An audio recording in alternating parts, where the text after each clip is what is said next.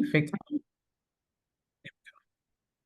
Okay. Ooh, welcome to the big black tent where it's always big and a whole lot of black.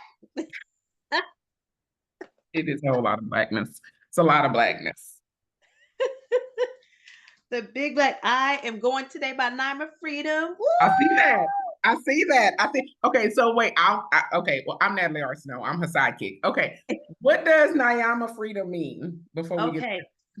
So it's a very long story, but to make it short, I went on a retreat. It was a spiritual retreat with my container led by Kim Pence. Kim. And when I came back, Gracie, who is my little guru, she looks at me, my daughter, and she says, Mommy, you are a new woman, and I name you Naima. Oh my God. She said, I name you. And so I thought, oh, that's cute. That's cute. I think she was Right. like 5 at the time. I was like, that's cute. That's cute. So as weeks passed, she would say, Do you remember your new name? What? Naima, Okay. remember your new name? So she kept insisting this name. So I thought, well, let me look it up. Right. let me look it up. So it has many variations, but the one in Arabic, I believe, or there's like Arabic Hebrew, it's kind of the Oh, same thing I sometimes. see it. You see it? I love it. Go ahead. You No, but finish. Okay, so she was I think the one I saw was gentle something. What do you see? So I see there's a couple of things, like you said in Arabic. To be comfortable, to be at ease. It also means gentle, tender, delicate, tranquil. It's a very popular name in Africa. They have a couple of variant spellings. I basically Googled etymology of Oh, okay, I hear you. it can mean Okay, benevolent.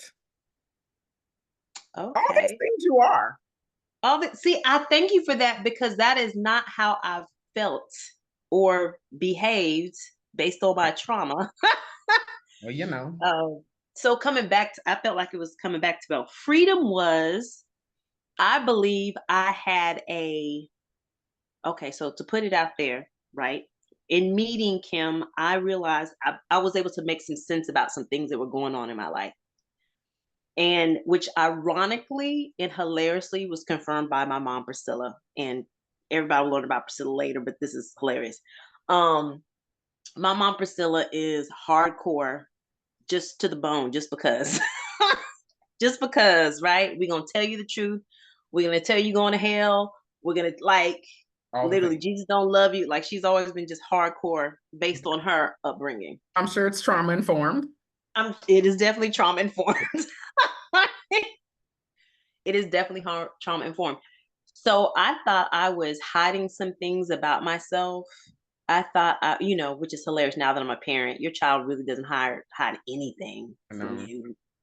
Um, I was hearing things, I was seeing things. I could not understand what I was seeing and hearing. I thought I was going crazy. I went to a doctor. I got a psych consult. Am I bipolar? Am I I schizophrenic? mean, it's worthy. There's science, there's spirituality, there's metaphysics, there's all the things. And they were like, no, maybe a little stressed out, you know, I didn't really hide. you know. So I did not take this part of myself seriously until I had Gracie, Mm. who started to see what I was seeing and hear what I was hearing. So as I thought I was having a moment, she would see and say what she saw. And I was like, oh, I'll be damn, I'm not crazy. Right? Right. I'm really Right. not crazy. Both of us can't be. Okay. Yeah. Right. Right. Right. Right. Right. Right. Both of us can't be crazy. So when I fast forward a couple years, when I talked to my mom about this, when I finally got the courage to talk to my mom about it, who in the past, I don't know, a lot of our parents, especially Gen Xers, not all parents, but a lot of our parents, because of their trauma, have Mhm. the ability to re-traumatize their children with Oh, their yes. words. Right. They do. They do, unless they take an active stance not to. But yeah, they do. Right. So I was like, she might call me all kind of names. But when I told her what was happening, she said, "Oh yeah." I said, what do you mean, oh yeah?"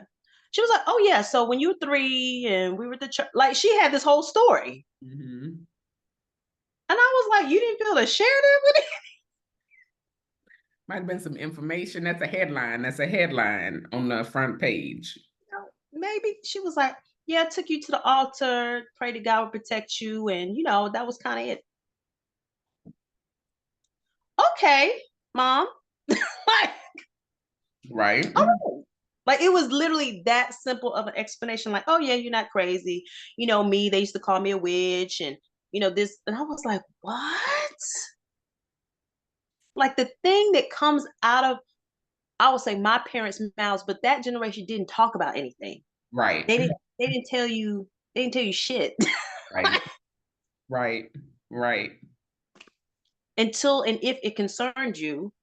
And even if it did, I'm gonna hide it because trauma, right? Right. Well, So you just, that's the generation where you just, push it down and move on.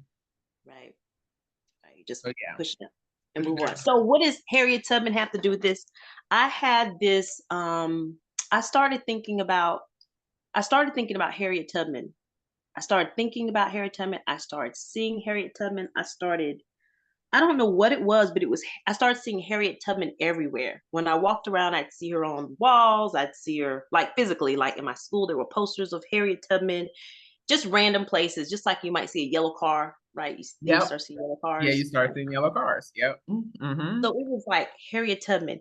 And what I heard was, you are more slave than I ever was. Oh, I agree with that. I was 10,000%. like, what? How am I 10,000%. a slave? But yet now I get it. Now I get it. And so she fascinated me so much that part I was like, you know what? I want to take the name Freedom after I really asked the question, who am I? Who am I? Who am I? Right? What am I supposed to be? What is my pathward? So I combine Naima and I combine freedom. All right. I love gentle freedom. So which is, I love what we talk about, because ultimately, as what's her name? Gloria Steinem, if I'm saying that right? Mm-hmm. The feminist. The There's feminist. a quote. She did this book, The Revolution Within, Mm-hmm. and she talked about the revolution from within you, right? That this is how this starts, by state of mind. So yeah. Does everything starts by state of mind? Everything. I mean, I say it kind of casually, but you know, faith is just a state of mind, right? Your belief system is just it's purely that. It's a state of mind because you're believing in stuff that you don't necessarily know to be true or to come true, or you may not have historical context, but and we put faith in a lot of things that I don't even think people recognize that they put faith in. You put faith in the fact that your job is going to deposit the check on Friday. So much so you will pay your bills on Thursday. That's true. Right? You put faith every time I go over a bridge. We live in Houston and we got tons of bridges and tons of overpasses and all that. And you think about the amount of faith it takes to drive over a bridge, and you don't put any thought into it. Most people don't. I mean, unless you have a fear of overpasses and stuff like that. But most people just drive over the bridge. You have faith that that bridge is going to sustain all the vehicles on the bridge as it goes over, without a thought. Just driving along, minding your business, over 610, under 59, all the places, right? So, it's a mindset. It's a mindset from the smallest things to the biggest things. That is so true. Okay, with that, I want to talk about the faith. Okay, so there was a massive tornado Yes. unleashed upon Houston, and I was zero. I was completely tuned out Yeah. of Me what was too. going on. Me too. You too. Were you caught by surprise? So let me say I wasn't caught by surprise. I knew there was weather. So I was in Dallas for Oh, okay. work last week or this week. I don't know, whenever your week start. Anyway, yeah, I was in Dallas. And I knew the weather was gonna be bad. I didn't know how bad. So I actually I like got on my phone and I saw that there was an earlier flight, called my husband. I was like, hey, I'm gonna come in earlier. hour earlier, maybe I can get in front of the weather, da da da da da. Okay. So I get on the little plane, and this is it's a semi-private company that flies, so it's not a lot of people on the plane, and it's not like these big 787 whatevers. It's not like 380 souls on the plane. It's a max of 30 people on the plane. And so I get on and we take off and we fine. I'm like, oh, we're gonna be here. Pilot says hour and 20 minutes because he's gonna fly around some weather and we're gonna come in a different direction coming from Dallas. Normally Dallas is a 45-minute flight. 3 hours and 20 minutes later, we finally landed. And what was so weird about it was that the only thing that the pilot who had been, I was watching on Netflix, I downloaded my little the First Wives Club. It's pretty hilarious. Anyway, so I was watching the episodes of First Wives Club. The one, not the one with Diane Keaton. That was good too. That was a good one. And Bette Midler and all of them. That was the movie. This is the sitcom, and it's got lots of series and episodes and all that other stuff. And it got Jill Scott and a bunch of people in it. Anyway, so I was watching my little show, but then I realized I was like, I'm on the fourth episode of 30-minute episodes. I was like, wait a minute. Oh. Why are we? But every time I looked out the window, the only thing I saw was beautiful white clouds. Like it was stunning. Wherever we were at, it was stunning in the air. Wow. Okay. And so shortly after I thought about that, I was like, okay, well, that means it's probably been about 2 hours. So maybe we're circling or something. So about 20 or 30 minutes after I had that thought, because I was like, well, whatever. Obviously, we got gas. So I was All the faith in the world. All the okay. faith. Well, so here's the other thing. And when people see this, they're gonna be like, she is crazy. I have no fear of flying because I absolutely know that I will never die in an airplane. Like if you're on a flight with me, like the flight is gonna be safe. I don't know what to tell you. Or if we go down, I'm gonna survive. I don't know what to tell you, but I'm not dying in a plane crash or like that's not how I go. Okay. So I have full confidence that when I hop on Should the I plane, ask how you know this? Like, what is your intel? my intel is directly from God. My intel is directly from Okay. God. That's not how I'm going out. So there are other possibilities, but just not that one. So yeah, so it was beautiful up where I was, and it turned out we were basically just flying back and forth between Dallas and Austin. He was just doing a loop, a figure eight between Dallas and Austin when he got on the intercom, and he was like, the power is out in the terminal because it's a semi-private, so they have their own hangar and all this other stuff, so they don't go to like the. But even that, when we finally landed, all of Hobby Airport, the lights was out at the actual airport. Like I was like, I don't. So they had closed Hobby apparently. So I was like, wow, who didn't know? When I got off the plane, even the lights that were in the hangar lights were out. So everybody got off the plane, and all you see are cell phone lights come on because everybody trying to like make sure they don't step on anything, all the stuff. So yeah, and my husband and my mom and the dog were all in the car waiting, and they were like, "Yeah, oh yeah, it got bad, like really bad." And they were just sitting in the car at the airport waiting for me to come During in the tornado. during the tornado, child. During the tornado, won't he cover you? Yes, he will. So yeah, so like I knew the weather was bad to your point. Like I knew the weather was going to be bad. And in Dallas, it had gotten a little bit bad, but it was like it just got dark and it rained. But there wasn't like I didn't hear any reports or see anything of like down trees or flooding or people's roofs getting snatched off, like none of that. And then in the air, I was like, well, look, this is comfortable. I mean, I could have been by now, but whatever. So I didn't know until I got on the ground, like the devastation that existed. Wow. So, Wow. yeah, and my little and the only time it got rough on the plane, and the roughness was bad. I don't usually get nauseous from turbulence, but I actually got nauseous from this turbulence. I came up like I had my little seatbelt on because when he said, I listen to instructions, people. I am not, just so everybody know, I am not an experiential learner. I am not. I do not need to experience the thing. This is why, like, when I was growing up, I didn't need curfews and a lot of rules and all that other stuff because I just observed other children and my brother and my cousins and all these. And I I was like how like, she calling oh, her brother on the down low and my brother. and my brother. And I was like, oh, so you got in trouble for that? Okay, well then we're not doing that. So I'm not an experiential learner. I don't need to figure out how to duck around the thing, none of that. I'm like, okay, that's you ran into that pothole on that street. We're gonna figure out another direction. So when he said, hey, we got about 25 minutes. It's fine right now, but it'll probably get bumpy in about 5 minutes. Make sure your seatbelt's fastened. I just tightened my little seatbelt up. And even when it was tight, I came up out my seat at least an inch a couple of times, like fully lifted. So there was turbulence. Okay, so From you the felt the turbulence. atmosphere. I felt Okay. the atmosphere upon landing. It lasted about 5 minutes.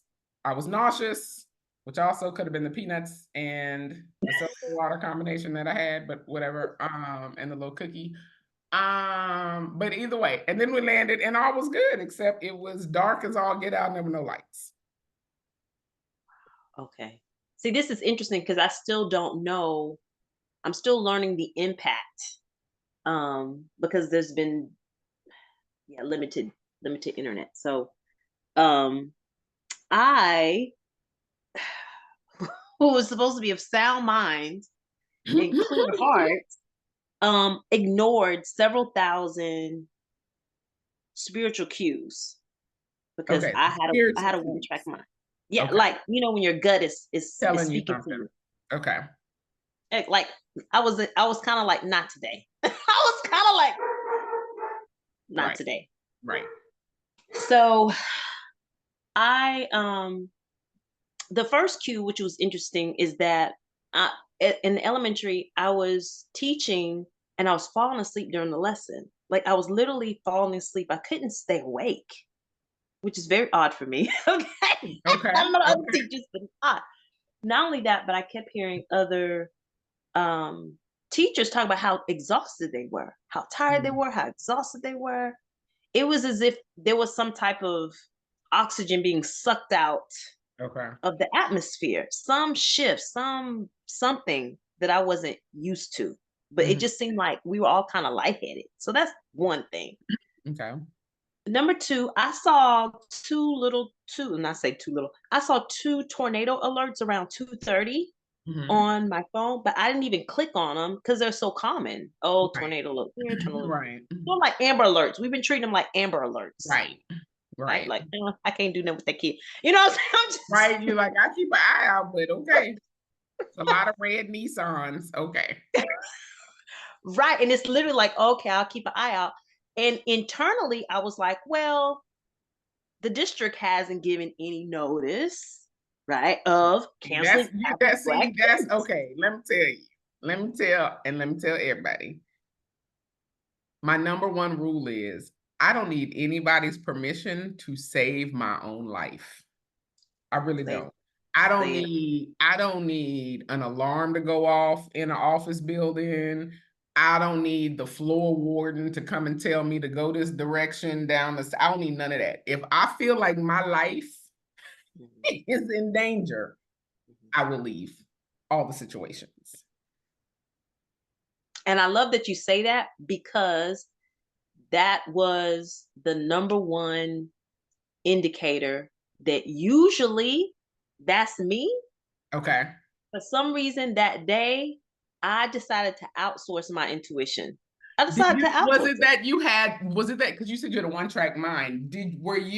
Was there something else more pressing? Like you were like, did you have like a to-do list? Like you were like, look, I gotta get through this stuff. I want to do this thing. And so you Yes. were just, okay. So you were focused. Okay, on other stuff. I Okay. was focused. I got to hit this meeting. And I was rationalizing. I'm already leaving early from the meeting. Okay. So I'm going to leave this meeting. I don't want no flat. It was almost like I was mentally exhausted, whatever that exhaustion was. Mm-hmm. It was like, I already told her I'm leaving early. Do I want to tell her I'm not coming? I'll just go to the meeting. I was making all of these. And then I need to go get Gracie. So I needed to go from the ship channel all the way to Missouri City to pick up Gracie. And I'm really tired. I just want to sleep in my own bed. Like I had this long list of stuff I need to get done. Oh, I've got an art to prepare for tomorrow. I have a meeting, like, going down that list. Yeah. And so I leave early for the meeting. I go get Gracie. I talk a little bit too long. I'm kind of standing there talking to Gracie's sister. And then I decide, okay, it's time to go. So it's around 6 o'clock that I'm headed. I have no idea what's going on in the news, in the environment. I have no idea. I'm just saying I need to get in my bed. That's all that was on my mind. Yep. So it got crazier, of course. So the Beltway to 59 North has a split, right? Right out of Missouri City. And you get really up high where you can see the atmosphere. Yes. Now, in hindsight, I had about 10 seconds to make a split decision that I did not take advantage of. Okay, I had about 10 seconds because my brain was processing what my gut already knew. Yeah. It was not familiar. So when I got at the top, it was evening time, but it wasn't nighttime. There was what looked like a black cotton band from east to west, like midnight black. Yep. And in my mind, I was saying, wow, I've never seen that before. My gut said, turn around now. Turn around right now. I'm just driving, right? I'm driving towards, right? The exit was beyond that black band. I'm driving. And as I'm driving, and then there's screaming that started happening in my head. Oh. It was too late. I could not see. I could not see. I drove right into it. That black band from east to west was the scud cloud that was touching down. Wait, you drove into a tornado? I drove into a tornado. I drove into a tornado. And thinking about, I want to cry because I had no. I had. You riding through tornadoes. I don't know what else. Right now. My daughter was in the back. I had no frame of reference for it. I had absolutely no frame of reference for it until I was in it. Wow. Until I was in it. And once you're in it, you just in it. Just in it. You just in it. You just in it. So I have astigmatism and I haven't been in a storm, driving in a storm for a while because I usually heed all the warnings. But all the lights look like, you know how back in the day, Fantasia, that movie, the cartoons kind of look like psychedelic with the swirls. And that's how everything looked to me. Everything looked like swirls and bursts. I could see lights and swirls and burst. And I could see an inch at a time. And I think it was too fantastic for me to do anything else but except try to move an inch forward. Right? It was just try to move an inch forward, try to move. So it was us cars on the freeway moving maybe between 10 and 20 miles. And of course, you always have that one who's going 85. Right? That's you. We're like going, and it seems as if the freeway is gonna flood. Like I couldn't figure this out because it was the dip, right? Once you get over 59 and you're gonna park to 610 and 59, it's dip. So in my brain at the time, I was like, get off the freeway because it's gonna dip and there's so much water on the freeway. I don't even know if this freeway floods. I don't know. So I get off at Chimney Rock. So Chimney Rock was good, but of course branches start going everywhere, right? So you have branches and the lights are out and I'm driving and then here comes floodwaters. And I'm in my little Hyundai Sonata. I know. I'm like, you don't have a flood-worthy vehicle. You don't even have one of the vehicles where you think you should test the flood water. Because a lot of people, you'd be like, oh, okay, I get why you went in there and then you could, No, I have a Walmart vehicle. Park at Walmart. Go get your groceries. That is correct. That is correct. You have an official car. I have an official Still car, car. not a Yes, a tin crossover, Hyundai not a Sonata. Not yeah. even metal, a tin can. Okay, a tin can. That's what I have. Oh goodness. So I group up. I feel like we were like iRobot when all the robots huddled together in the corner. Like we were huddling, driving behind each other. And then I hear this hum. I hear this That's the loud tornado. girl. They said it sounds like a train. They were like, if I you hear ever hear a train coming closer, that's the sound of the tornado. You girl. must sound like a hum. Okay, sound There like was nowhere to go. There was nowhere to go. It was just like she's on Bridgerton, sorrows and prayers. Sorrows and prayers. That was it. Protect me. I'm sorry I didn't listen. Protect me. I didn't listen. Protect me. Gracie was out asleep. This was like a Gracie said. lullaby. Gracie gonna be like Jesus. She gonna wake up with one eye talking about peace be still and go right on back to sleep. That's what Gracie gonna do. Okay. Okay. It was sleep. Gracie was asleep. Gracie was It's good. gonna be okay. It's gonna be okay. We're gonna be fine. Okay. Man, so when I finally got to my apartments, I didn't know what had happened, but there was a river that I floated into to Yeah. get to the incline of my parking space. And we get out, and I realized quickly that the courtyard, my courtyard is barricaded. It's barricaded with trees because two trees were hit by the tornado.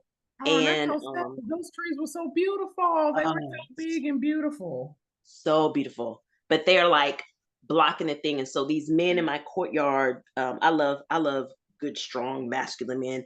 They just happen to have buzz saws in their apartments. Of And course, so they of course, because don't every manly man have a buzz saw in they on their person? On their person. buzz saw, chainsaw, they're like, "Eh," you know. So they're sawing down the stuff. And to get Gracie, when I get her out of the car, she was like, "What's going on, mommy? Is it raining? Is it I a know, storm?" right? She was just all good, which is the biggest blessing. Right. So the crazy thing is that when I woke up the next day, my entire body was sore and I was shaking. And I could not figure out why I was shaking. And like Live it through was a car accident without it being a car accident. Your body internalized that as a full-fledged head-on collision, practically. yeah, it took me, I didn't realize I was walking around Friday in shock. I was just walking around in shock. And I didn't know that the apartment had been hit by a tornado. I didn't know that what I saw and went into was a tornado. I couldn't process it. I just couldn't process it. And I was like, okay, I know I need to get her safe. So I took her school was open in Stafford and it was a clear drive there. She's with her grandma this weekend. The boys have stayed with their dad. And I've been walking around like I had to calm my nervous system down. It took me a good 24 hours to calm my nervous system down, to just, okay, I'm so anxious. Let me just sit down and be still. Sit down and be still. Um, I just, I was just like, I can't believe you drove into right. Like in Tornado. hindsight, it's so plain. It looks so obvious in hindsight. Until it wasn't. Until it wasn't. Until it wasn't. So what that brought up for me was, hold on. It brought up for me for this because ironically there has been a lot going on, and I put, what is our role in somebody else's judgment? So this is why I say this. Ooh, this is a good combo. Let's get into it. Right, usually, right, the Bible talks about the storms are a collection of things and usually a manifestation of man, right? Especially if we talk about Jonah, right? Or who was on the boat. Well, yeah, that was Jonah, right? Who was on the boat. Jonah went into the belly of the whale. Okay. And before that, who was on the Noah boat? was on the ark. Noah was on the ark. But wait, who was on? Was In it the New Jonah? Testament, Peter was on the boat fishing when the storm came up. Okay. Well, Peter had to walk on water to Jesus, even though the thing. Anyway, okay, yeah, but it's a lot of boat stories, yes, It's a lot of both stories. Okay. and a lot of storm stories. So I guess my issue was I feel like in hindsight, I was being warned that there was something going on. It wasn't for me because I got the warning, right? I was heeding the warning. Hmm. And I felt like I entered into someone else's judgment. It wasn't really none of my business. And I say Mm. that lightly and I could explain later because I know that we're all part of the collective. But at what point, because we don't want to blame the victim, right? We don't want to blame the victim. Only if they're really a victim, though. Okay, say more. No, I mean, you got, like it. My working definition of victim, and I know I just want us to all align on my definition of victim, and Okay. everybody can have their own definition of victim. But when I speak to what is a victim, it is a person who has no control over the thing that is happening to them, no Mhm. decision or input into the thing that is happening to them, then you Okay. are a victim. If you had opportunity for choice or opportunity to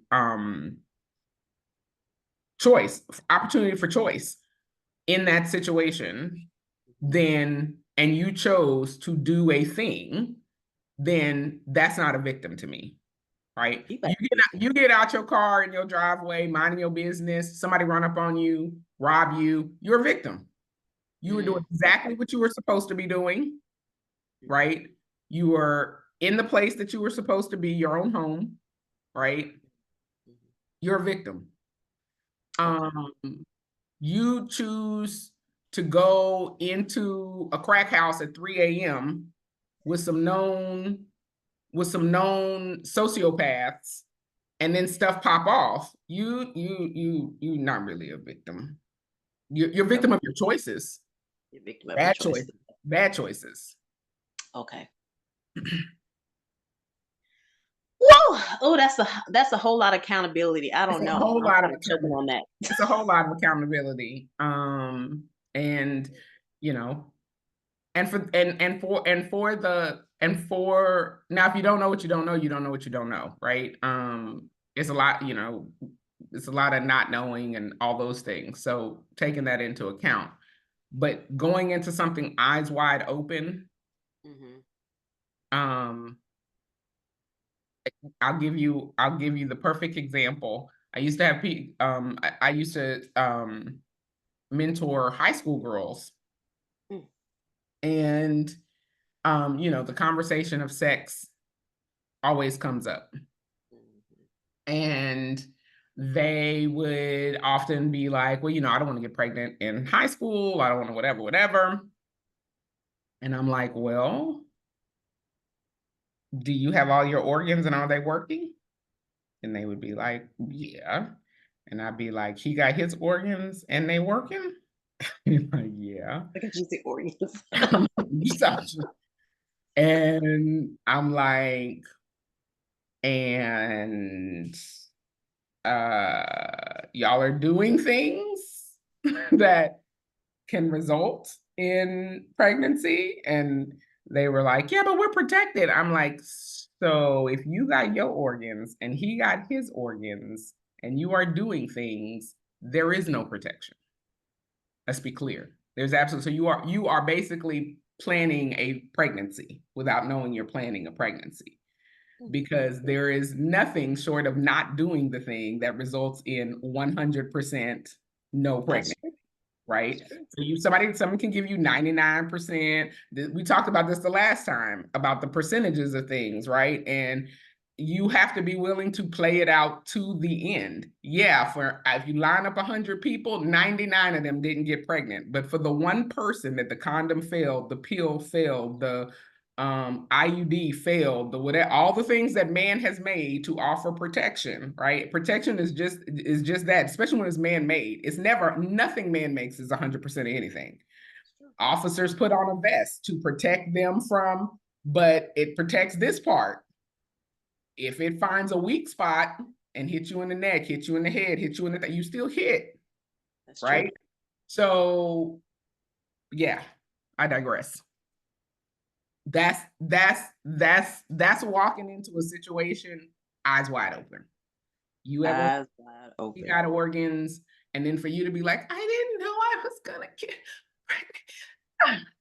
I don't know what you thought. I mean, like the possibility is out there, so don't be alarmed that the possibility manifested. It may be a slim possibility, but it is still a possibility. And you have to be okay with that possibility. In the same way that I was on birth control, and one of the possibilities is death. I gotta be okay with like dying.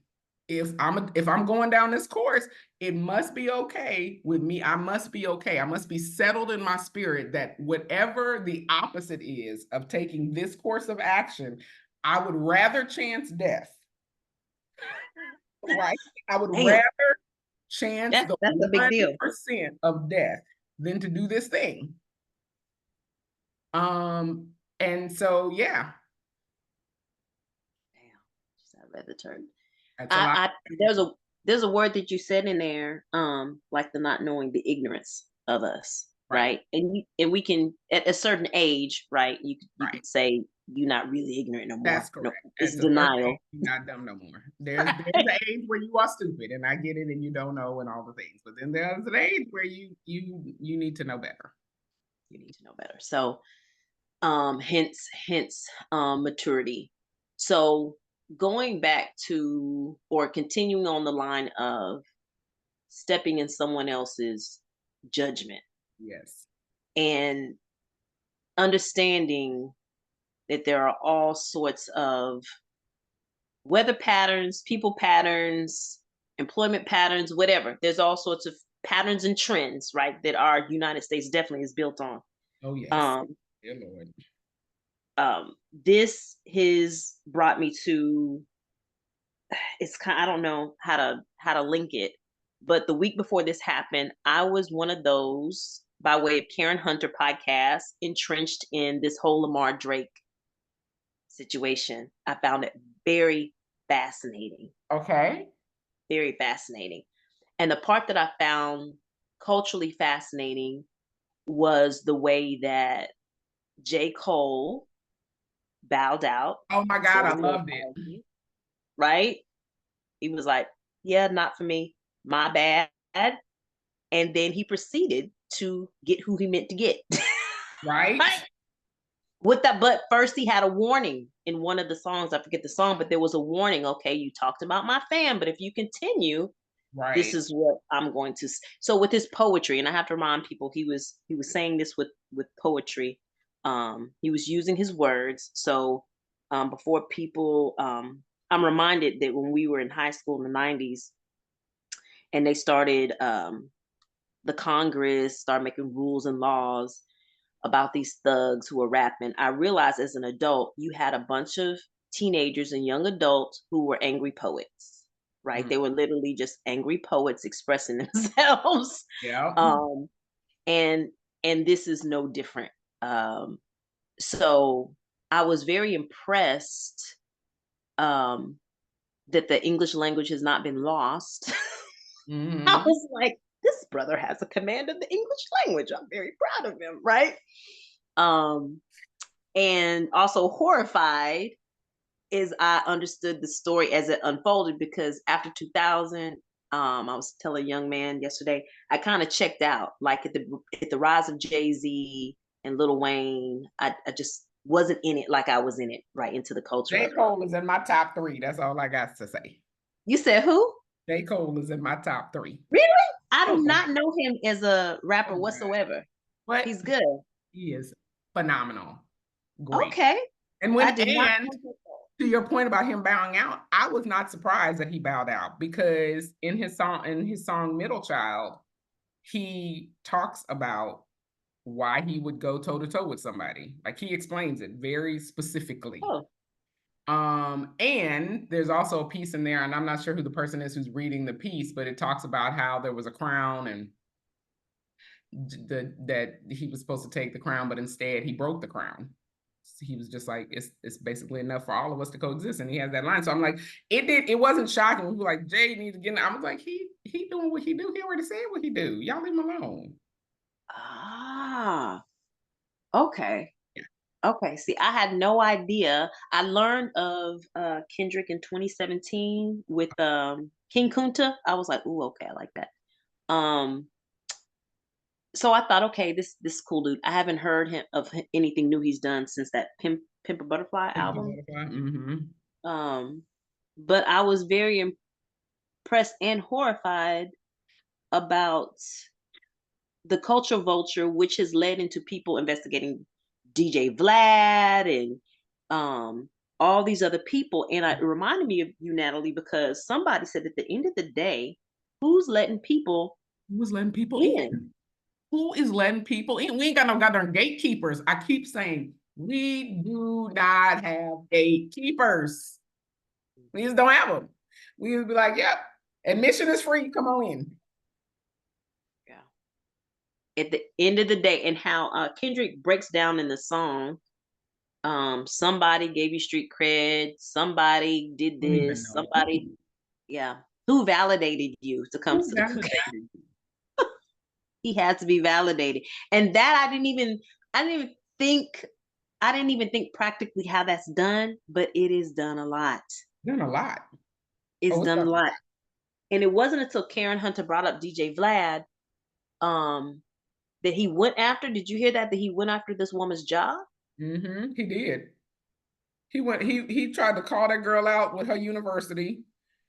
And she's an Ivy League professor. And he tried to call her out all because she was like, this conversation ain't for you. And it's true. Who is gonna put, I just need to know who's gonna put up the boundaries. Who's putting up the boundaries? Because it just seemed like we ain't got none.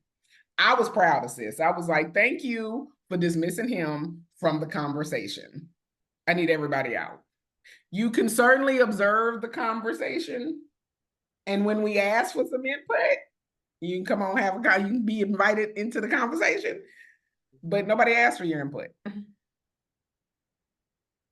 But somebody Yeah. made him feel okay to just insert himself. And it's because people think that hip hop belongs to everybody now. And people in hip hop have allowed that to exist. And so, again, you have what you have.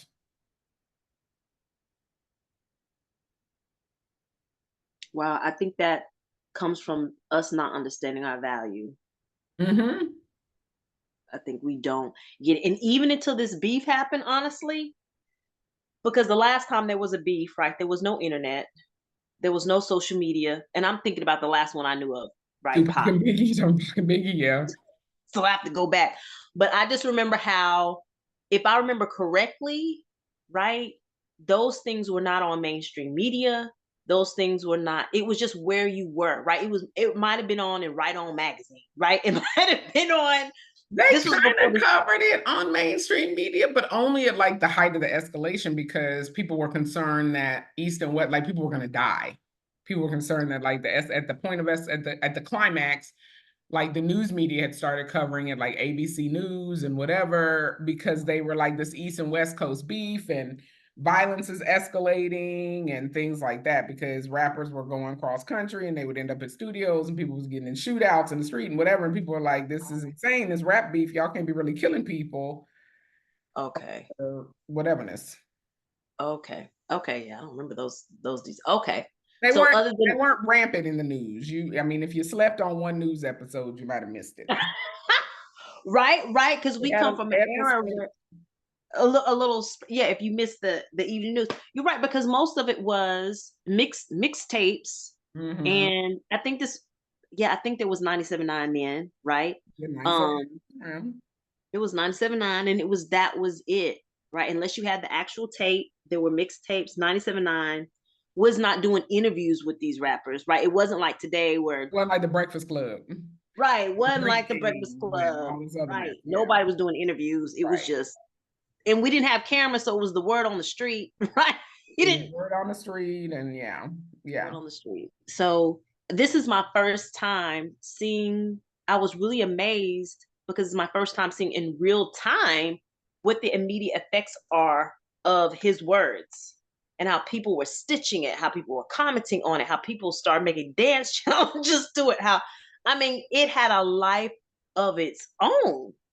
And I was like, so that's what I'm talking about, the impact. I don't think then, at least, me just being I didn't understand the impact because you couldn't see it. You had to hear about it, or you had to go to another country to experience other countries valuing it. But now the impact, like, back up, I saw on YouTube this Korean dude giving himself Cornrows, this hair. hair. Oh yeah, that too. The hair, the trying to make their hair nappy. Yes. I was like, okay, that's a whole nother level of That's a whole. conversation. It's a whole. That's a whole 4-day podcast retreat right there. That's what that is. But the impact is humongous. And I thought, if he can impact like that, if we can impact like that as a community, we can solve our problems tomorrow. Yeah, but We nobody. literally But can. no. But again, right? People, people treat the other people outside the Black culture, and possibly even people inside the Black culture, treat the culture like Luby's cafeteria. They can just go down the thing and be like, I like some corn, mashed potatoes, no green beans. Let me get a white roll, not a wheat roll. And then you just slide onto the cash register. So you They you don't talk want, about they don't want, pouring again. yeah, they don't want everything. They don't want all the things. They just want what they think is cute and trendy at the time. So we stay producing, We stay right? producing so they can Okay. continue to consume. So I think it's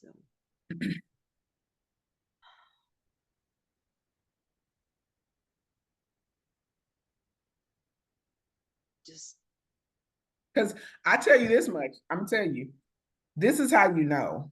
So, and I've been confronted with this a couple of times recently. There are white girls who have babies by Black guys that I know. mm-hmm. The, Oh, the, the white girls and the Black guys in some cases. And this is what I mean when I say people want the culture, but they don't want the totality of the culture. They're no longer together. So the mothers are often, raising their kids, and then the dads may be involved, may not, in different situations. And when I talk to the moms, um, they're perplexed about what to do with their daughter or son's hair, okay. right? Because you're a white mama raising, regardless of what you mixed in there, it's a Black child.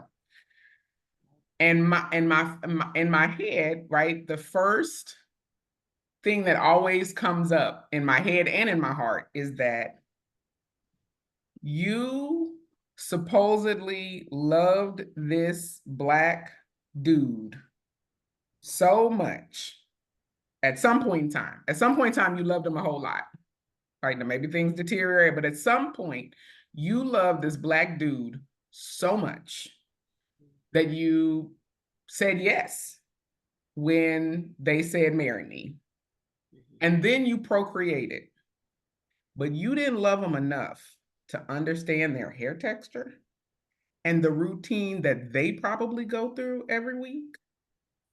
You never watched your husband take care of his hair. You never found out what your husband did to his hair, from the barbershop to the oils he may use to the brush to the wave cap to the do-rag to whatever. You never found out none of that. None of that. Because you don't know how to deal with your daughter or son's hair right now, who is half of this other being that you supposedly love so much, but you didn't love nothing about the culture to learn nothing about general hygiene. The general hygiene. Wow.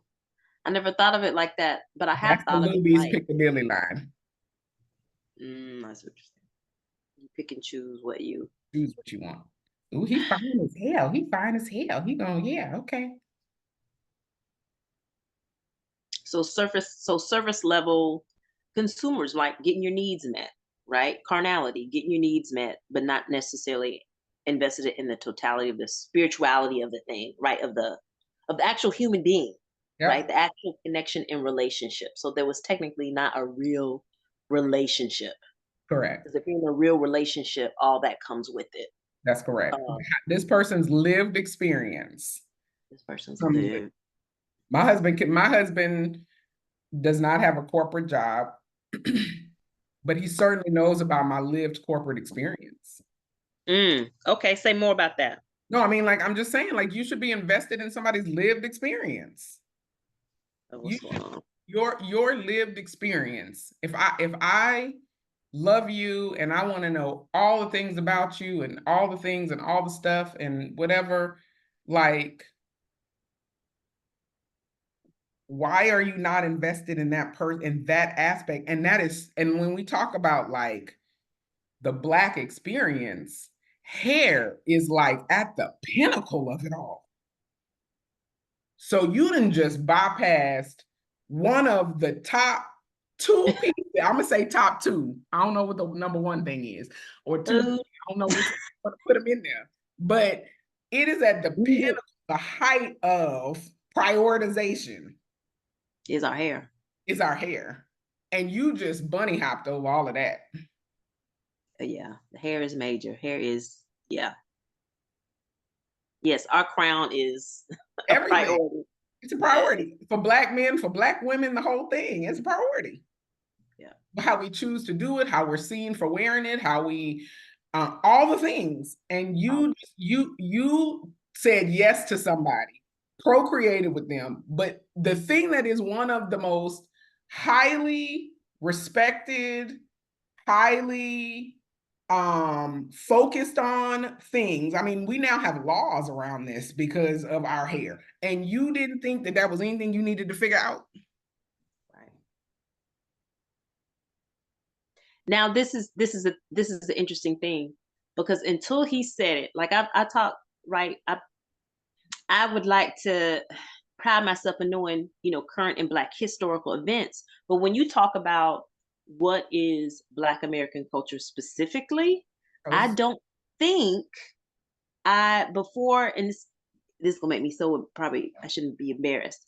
Before he put it into words, right? Before he put it into words, it's my lived experience, but I don't think I've ever heard anyone tell somebody what that lived experience entails right now. What differentiates us from the Nigerian, from the Caribbean, from the right? There is a marked difference It between is. our culture, but I don't hear us differentiating that culture from others. That's because we have a big Black tent. Okay. That's because we just let anybody and everybody into the tent. Ain't nobody letting us into their tent. I'm be very clear.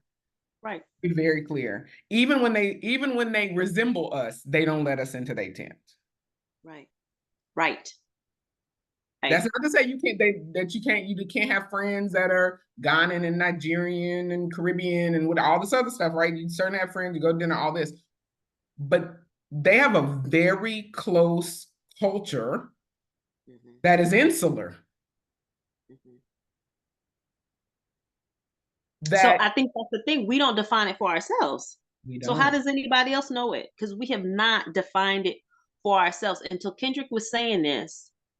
And I was like, yeah, of course. But I realized I don't see that marketed outward. I don't see us valuing that. I don't see us expecting it or teaching it to each other.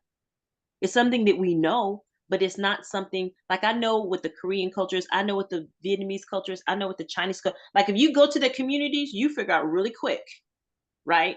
What the culture is and what the expectations are. We Well, don't have that.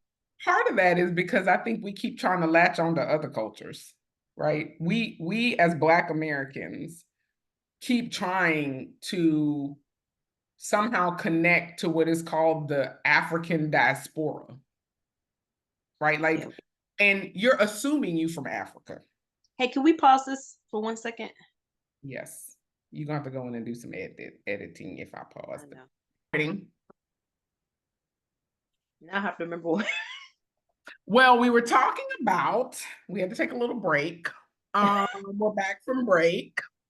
Mainly, we had to take a bio break and re-up coffee and get snacks and water and all the things. Um, so we were talking about how Black people just let people into the big tent and how other people don't let us into their tent. And I was saying that one of the things that I think is challenging, because you were talking about how Koreans have culture and Yeah.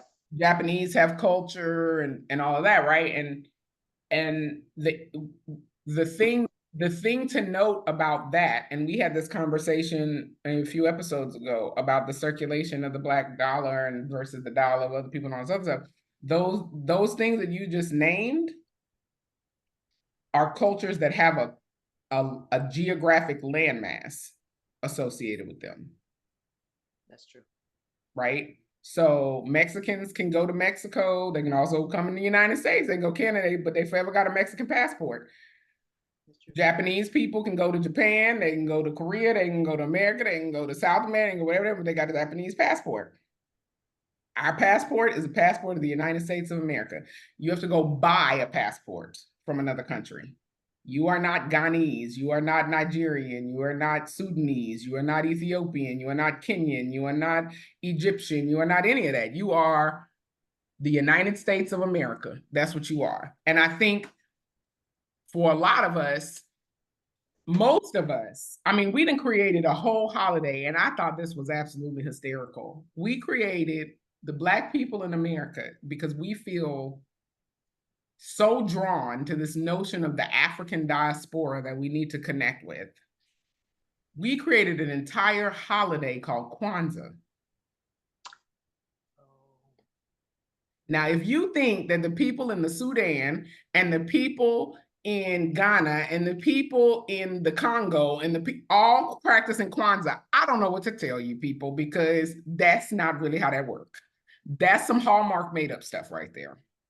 So we created this whole thing to supposedly try to connect, where we're going to unite the entire continent of Africa, a continent. So we are basically as bad as the colonizers, because we don't even respect the fact that on this continent there are countries, and in those countries there are tribes and there are subcultures, and they're like, we've just decided we're going to blanket it all because as Black Americans, we don't know, right? Because we don't have, this is our homeland now, because we don't have any recollection. Most of us don't have a recollection. There might be a few people who got some papers trailing around, but the majority of Blacks in America do not have any, and I'm not talking about no 23andMe fake genetics that they got going on, where they talking about you 23% this mess and whatever. That is from recent history, and it may not even be recent history, child. So move on. You do not have any legit recollection of where your ancestral line, for most of us, came from. And we battle with that, because if you don't know instinctually, like if you don't know where you're from, whether you have papers that kind of trace your lineage and therefore you have some idea, mm-hmm, or the Lord has revealed it to you in some way, or whatever the case may be, if you don't have any of that, you're still searching.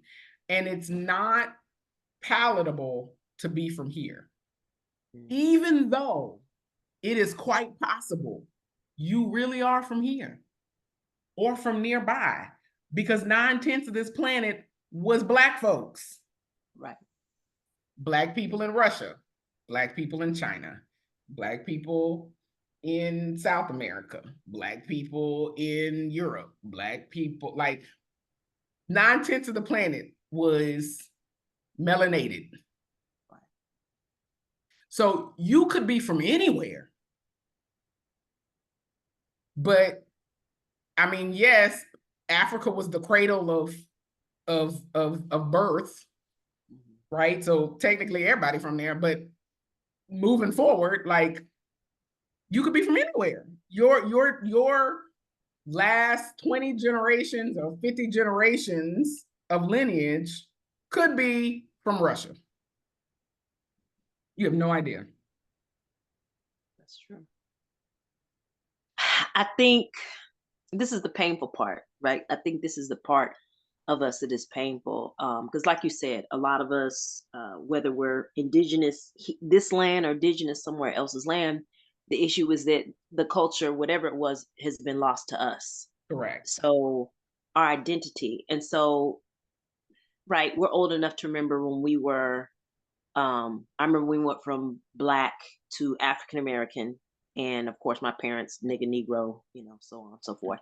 So yeah, it's been a hard living testament to for us to figure out very simple things like having the courage to wear our hair the There ways it's you grown, which has happened in our lifetime, right? How radical it was for me not to have a perm. go. So that that stench of freedom, is we shall say, that stench of freedom, Mhm.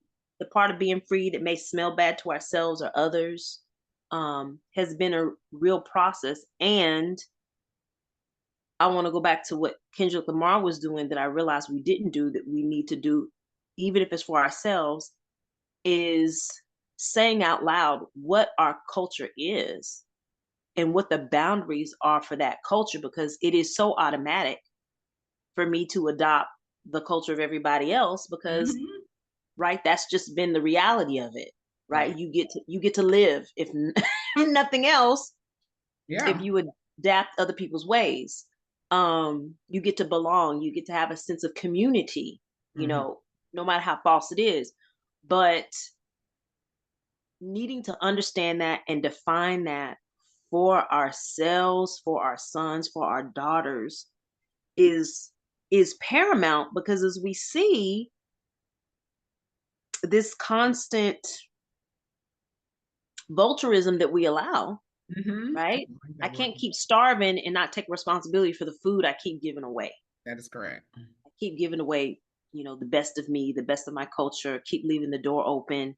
And then we complain and have all types of victimhood mentalities because everybody is any and everywhere amongst us. Right. So, but I feel like in order to do that, we have to take inventory in a way that a lot of us um, may not be ready for, which can start with our, well, no, because it's been done, it's been talked about, our churches, We'll talk right? about our churches. Starting there, which looks different for every different generation. So let me say the rise of the mega church. So let me say that. I um, mean, even the rise of Christianity, that was kind of a religion that was given, that's true. That's true. The rise of right? Christian. Oh, Because yes, not, that the what the convincing story was that you don't need all these supposed deities. But let's be clear, not every culture that is a melanated culture had multiple deities.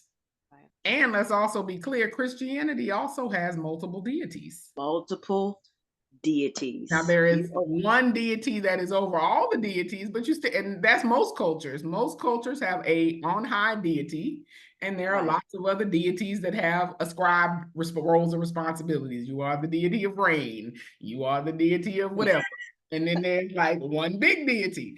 So I mean, like Christianity has the same Yes, modality.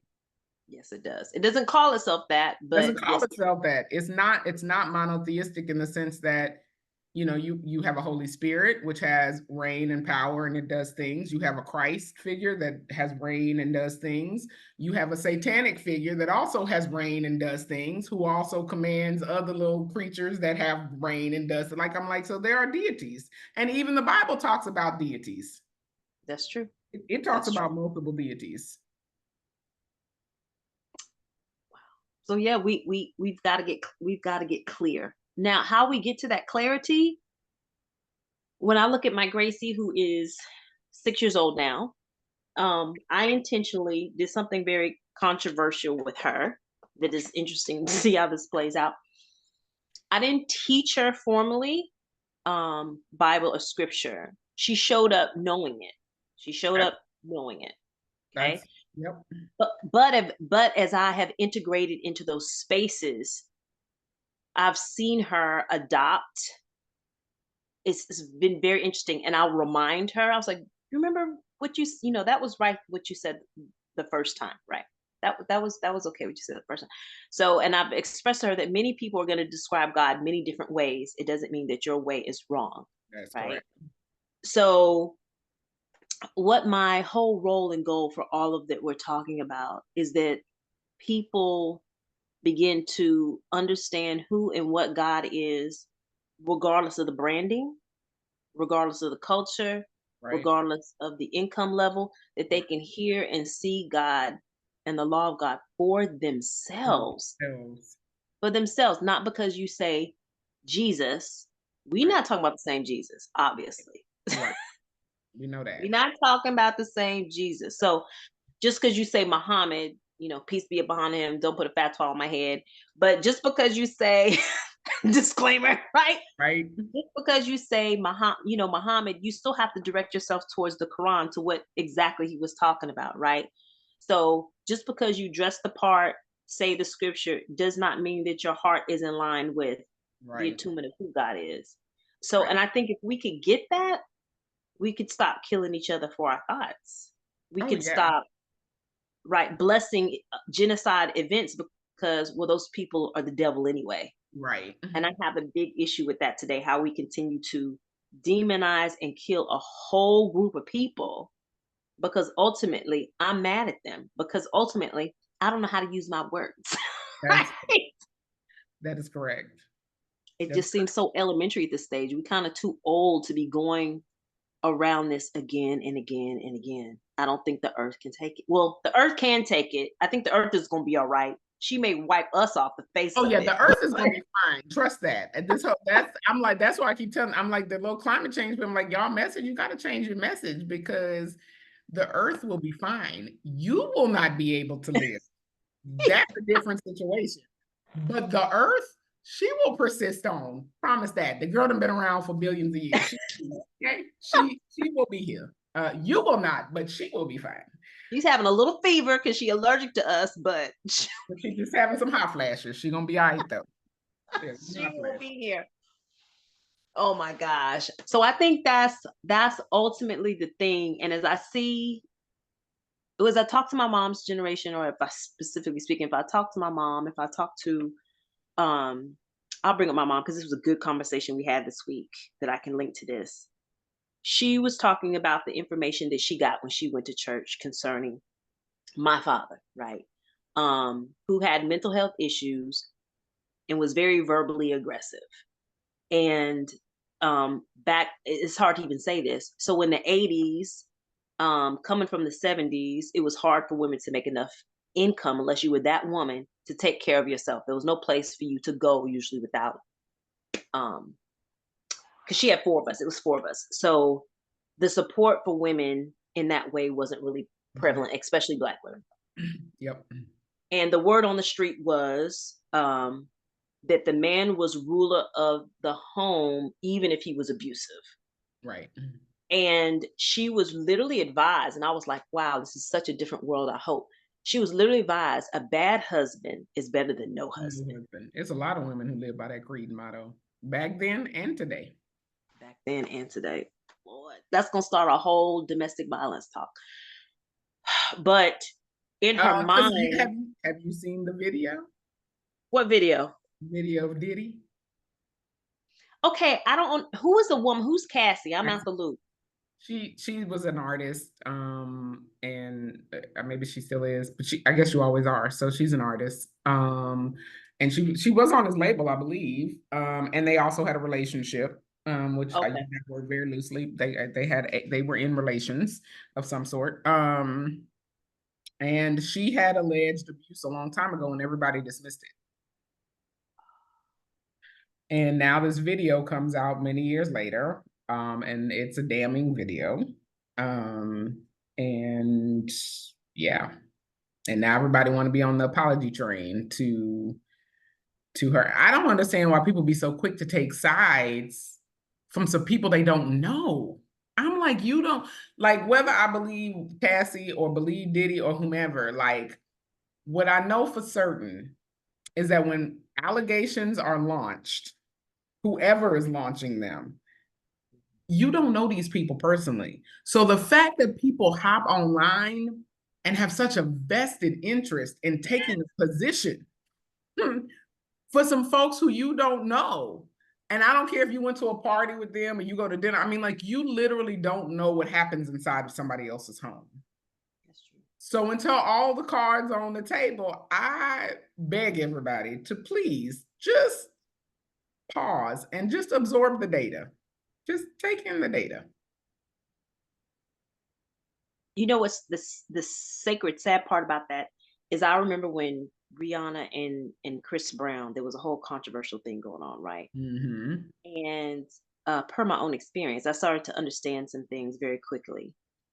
Um, I started to understand if you were an adult, and I think I was raised a bit differently. I was raised that men are supposed to keep their hands to themselves no matter what. That's how I was raised. Now, that's not the reality. I found out very quickly, but that no matter what, men, and this is how I teach my boys, men have the strength to, if you're in that situation, to either leave the situation or put a hold on the woman.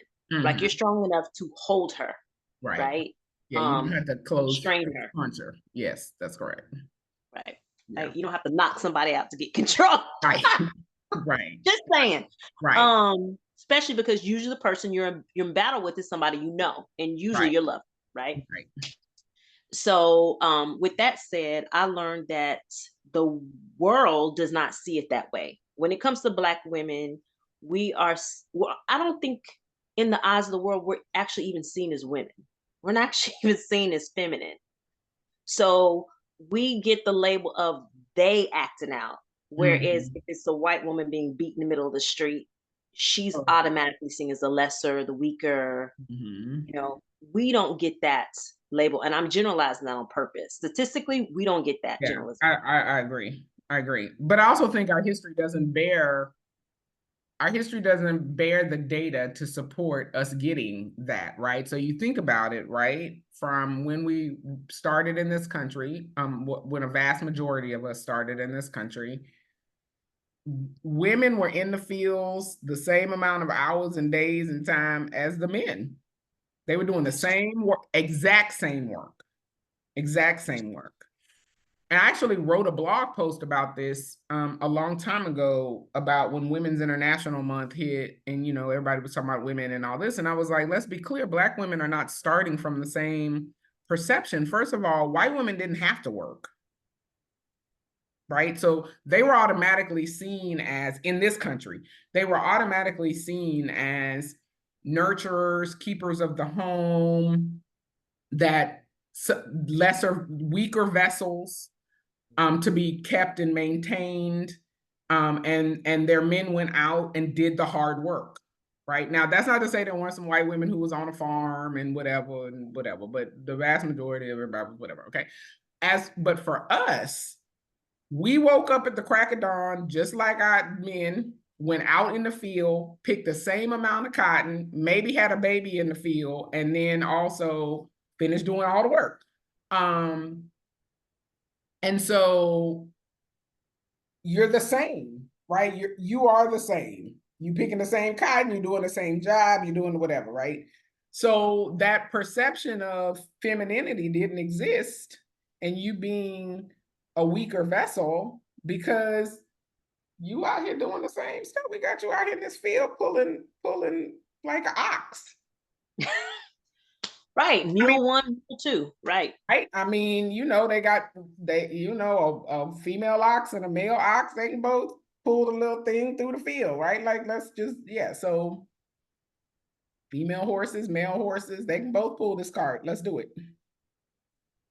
And I and on to capitalize on that, I think the issue is that it's hard for us Black women to walk ourselves out of that mode, Yeah. to expect different, Mm-hmm. to behave different, because we have learned, as Tyler Perry has so frankly made movies about, I can do bad all by myself.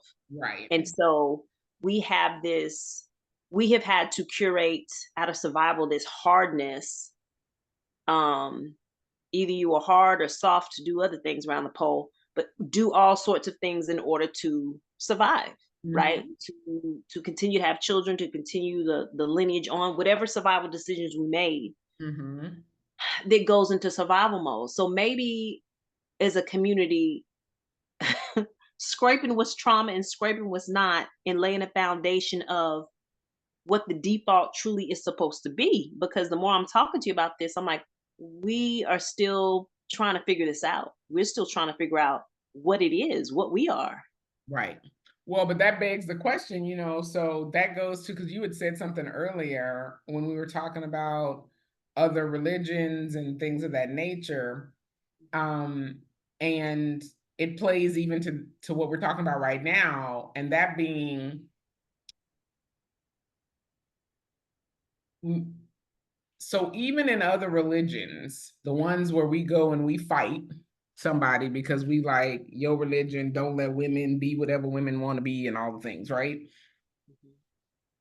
One of the things that I think we probably are caught up in is this notion of submission, right? Like, right? And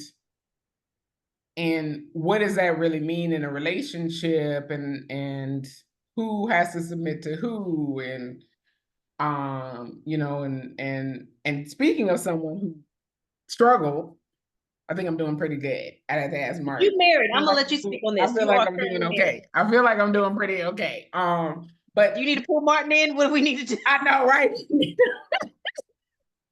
We'll pull Martin in, but I can do a grade check and be like, hey, how submissive. But I think, in all of those things, right? Like people are like, well, the Orthodox Muslim religion, women can't do whatever. And I'm like, first of all, it's not yours to judge the belief. Secondly, if you have a husband, this is the world according to Natalie. If you have a husband who cares about you abundantly, then to me, there's ease in submission, right? So that's the first thing. I think the first thing is that you got to have the person who, you have to have the person who you believe genuinely cares about your well-being. If that doesn't exist, then I don't think anybody's submitting to anybody. The husband ain't submitting to the wife ain't submitting to the husband. Nobody is submitting to anybody. And everybody gonna want to do their own thing because they don't trust that the other person really got their best interest at heart and all this other mess, right? So that to me is the core. And and that does take some counterbalancing in your brain because I got married in my late 20s, had already established a corporate persona, for lack of a better word, right? Like I had made a lot of money, I had clients, I was doing all the things. And then I got married, and you just be like, well, I'm gonna keep doing all the things I'm doing and making my own decisions so you have to figure out how to balance that thing, because for how many 26, 27 years, you didn't have to, after you left your parents' house, you didn't have to ask nobody for permission to do nothing. You didn't have to share any part of yourself with anybody. You didn't have to, when I wanted to get on a plane, Natalie got on a plane. When Natalie wanted to eat, Natalie ate. When Natalie ate, all of this stuff, right? And then you have to, you married the person because you love the person. But as my dad, and as I had the conversation with my dad a long time ago, because he would always say love is enough. And I was like, child, love is not gonna pay them bills. Relying energy do not want to hear about you love somebody.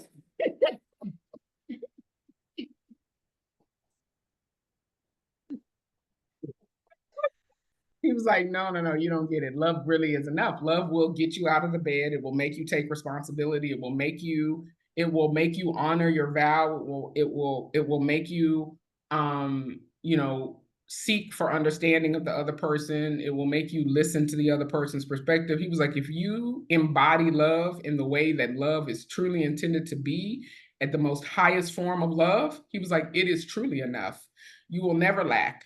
And I was like, whatever, let Reliant call him. That's my 15-year-old self. I was like, child, no, it's not. I need to make money and we're going to make some money.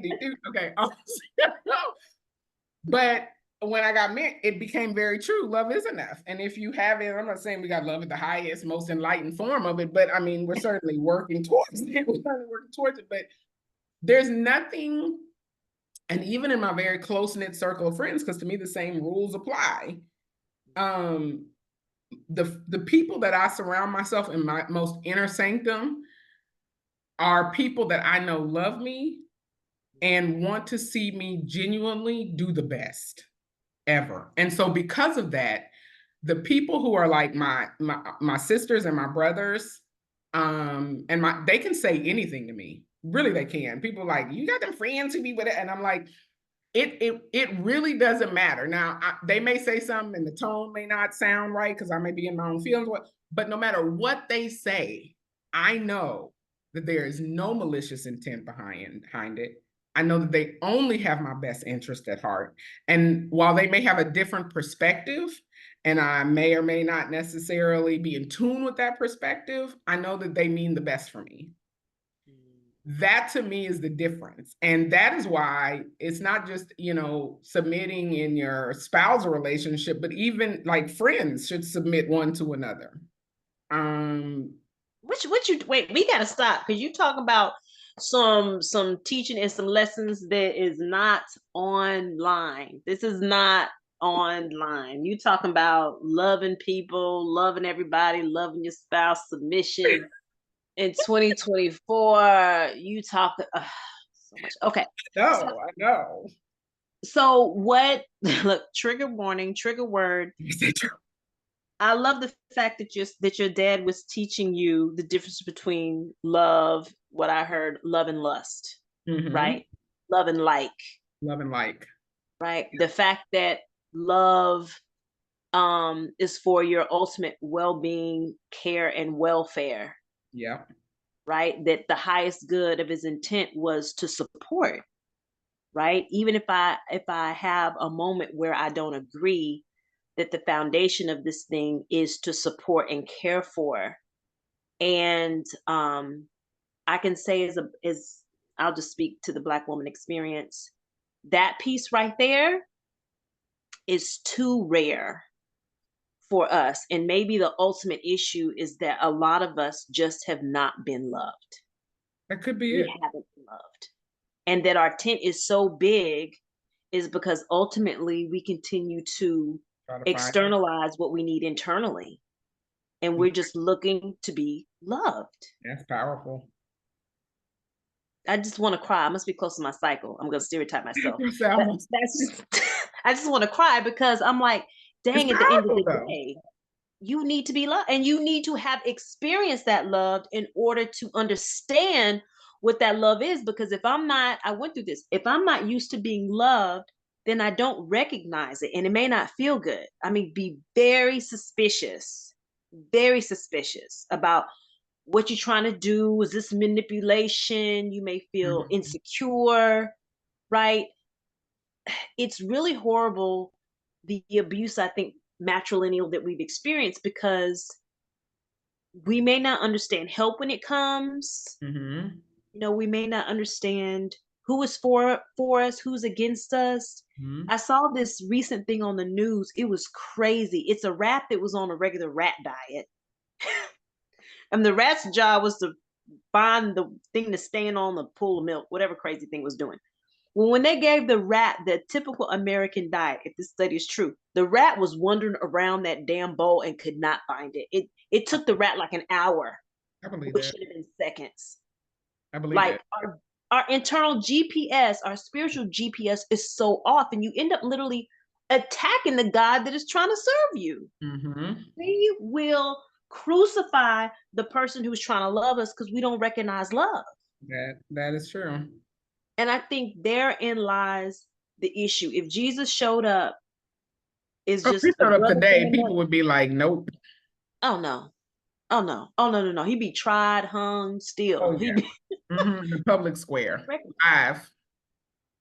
We would not recognize it. And I think a lot of times, I know my whole tornado experience was me not recognizing or having no frame of reference for what that is.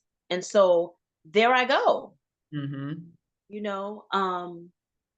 So giving ourselves the experience of how to truly love ourselves, allow ourselves to be loved, so then we can love others and build. But the Mm. foundation has to be love. The foundation has to be love. And if you take whatever we're getting away from us a lot of times, then we will fight you to hold on to whatever that lust or carnality is. You'll say it's not Mhm. good for you. And we will fight you to hold on to that shit. We will injure ourselves to hold on to that.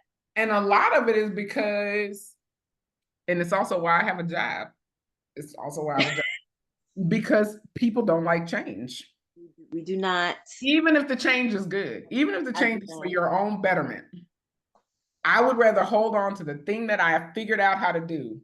The devil I know. And I've learned to do it efficiently, effectively. I know he might throw this shoe at my head, but I've learned that if I leave his corn in the microwave for exactly 52 seconds, he won't throw the shoe at my head. Never mind that you just shouldn't be in a relationship with somebody who won't throw a shoe at your head. Right? So Right. we find all these workarounds, right? Right. And it's not just in like it's in corporate. That's again. That's why I have a job because corporations don't like to change either, and it don't matter even if it's for the good. You'd be like, God darn it, y'all are spending billions, and it is no reason to spend these billions. Can we just stop doing this mess? And they be like, no, we know how to do this, and we'll waste the billions because we know how to do this thing, and we'll just make it up some other way. And you'd be like, golly, That might be the story of Blockbuster, right? How they didn't see the change coming, but it was evident and exactly. obvious, Yep. And and that they is were why willing they to do die not on that exist. hill. They were willing to die on the hill, and sometimes you will lose your life for not changing. That's true. We started with That's Jonah. We started with Jonah at the beginning, child. Almost didn't make it. He almost didn't make it. Um, that's true. That is true. so yeah, so I mean, like, people don't people don't like to change, but I do think that you can, with or without, and I get some people are experiential learners, and I said I'm not, but and I guess maybe I am. I'm just experiential through vicariously through other people, not through myself. Um, but I think about like how my parents were brought up, right? Back in that generation, people getting switches off of trees, and you got whipped frequently if you didn't do something right, and all this other stuff. And my dad went into the military, and so he had a very corporal position of things, but um his first answer to something wasn't to whip somebody. And my mother never was like, we will never strike our children in any way, shape, or form. And the one time my dad whipped me and my brother, my mama told him, read him the riot act. And it was. And it wasn't even, I don't even think it was the one time in my life I got whooped. And it wasn't like it was like a little paddle and whatever. It wasn't, but she was just like, we're not doing that. And she was like, that's where we came from. We're not doing that. It's not happening. We will figure out a different way to do the things, and this is not going to be it. And so nobody ever got a whooping ever again after that. And so I think that, but that's not what she came from. She came from a family where whoopings were handed out pretty regularly, and you went out there and picked your own switch, and because you didn't do the dishes or whatever, like, you got whoopings, right? But she was like, that's not how I'm going to do it. She also came from a generation where children didn't speak to adults. You don't. You do what you're told, and that's it. And she was like, I'm not raising my kids that way, which is why Natalie has such a loud and vocal voice right now. Wow, she was really intentionally, markedly unique in her Oh generation. yes, she was, because even at family events and stuff. So when we would go home to my grandmother's house for Christmas and Thanksgiving, and my aunts and uncles would hear my mom and I's conversation, and they would be like, Hester, you need to pop that girl in her mouth. And my mom would be like, no, we're not popping nothing around here. She's fine. She can express herself and she can articulate whatever. And if she don't like something, she'll let you know she don't like it. And she has a right to not like something. Wow. Um, and so, that's rare, but actively chose. So I fundamentally believe, and this is and I've coached people on this in my coaching business, because people are always like, well, I've never had a really good manager or a really good leader as an example. And I'm like, yeah, but the bad leadership is an equal example of what you want in the good, right? So oftentimes we're looking for the thing, we're looking for the example of the thing. And while we may not have experienced the example of it, we can certainly say, I know I don't want to do that. Right? Just like you've actively said, like, we stood in the parking lot while Gracie ran around a car because she didn't want to get in the car, right? And there are parents who would have snatched their child up and be like, look, we've been here 20 minutes, goddamn girl, get in this car. And you didn't. You were just like, well, let's just see what happens. And, I was like, okay, well, let's see what happened. And she was whatever. Finally, right? Finally, she decided to get in the car or whatever. But there are parents who would have lost it all in that parking lot. And she was just being a kid. She was like, look, I'm not ready to go home. I'm not whatever, right? I think that's what people fail to realize, that kids are just being kids. They have opinions and expressions and feelings and emotions and all that. And I mean, while you need to help guide that, right? So that they don't have crazy outbursts and all this other stuff, you know, my I have an aunt who it's hilarious to watch her with like babies, like little babies, because when they cry, she has a conversation with them, and it's like an adult intelligent conversation. It's surreal. Like, she'll be like, okay, well, I know you don't like to have your diaper changed, and so I know that you're crying, and I understand that it's frustrating for you because you don't want to be on this table. But we also, and like, she has this whole, it's fascinating to me to watch this whole thing go down. And I That's think very that powerful. That's very powerful. it is, and I think people, so I think you may not experience the thing that you want to experience. So I fully understand and get that, but I also think, and not a but, and I think you can take from the things you know that you do not want and what you have experienced and say, I don't ever want anybody to experience that for me. And so I'm going to choose to do things differently. Mm. Mm. So you can carve it out of what you know you don't want, and that's powerful, because I think a lot of us, especially in the beginning, young kids, you may not have the vocabulary for it, but you know you don't want that. That's correct. Yeah, That's correct. that's very powerful, which makes everybody the ability to what's that called, become sovereign in their lives, right? I can Mm-hmm. create what I really really really want, even if Yeah, I haven't seen it. I know what I don't want. I know what I don't want. So I could I could definitely take a latch on to that. So maybe that's the ultimate culture of us. Maybe it is a culture of us starting with, we've been through that. Mm-hmm. This sucked, identifying that, and because of that, this is what I would like to see, and give ourselves permission to see it, not try to figure it out, but Right. just, this is what I do want, because this is what I know I don't want. Right. Maybe that's how it starts, because what we doing, I don't say what we're doing isn't working. There's a lot of things that are working. But I think we could go much, much further. I know I can go much further. I think that requires a conversation with yourself, though. You have to actually, we talked about this, right? You have to be conscious.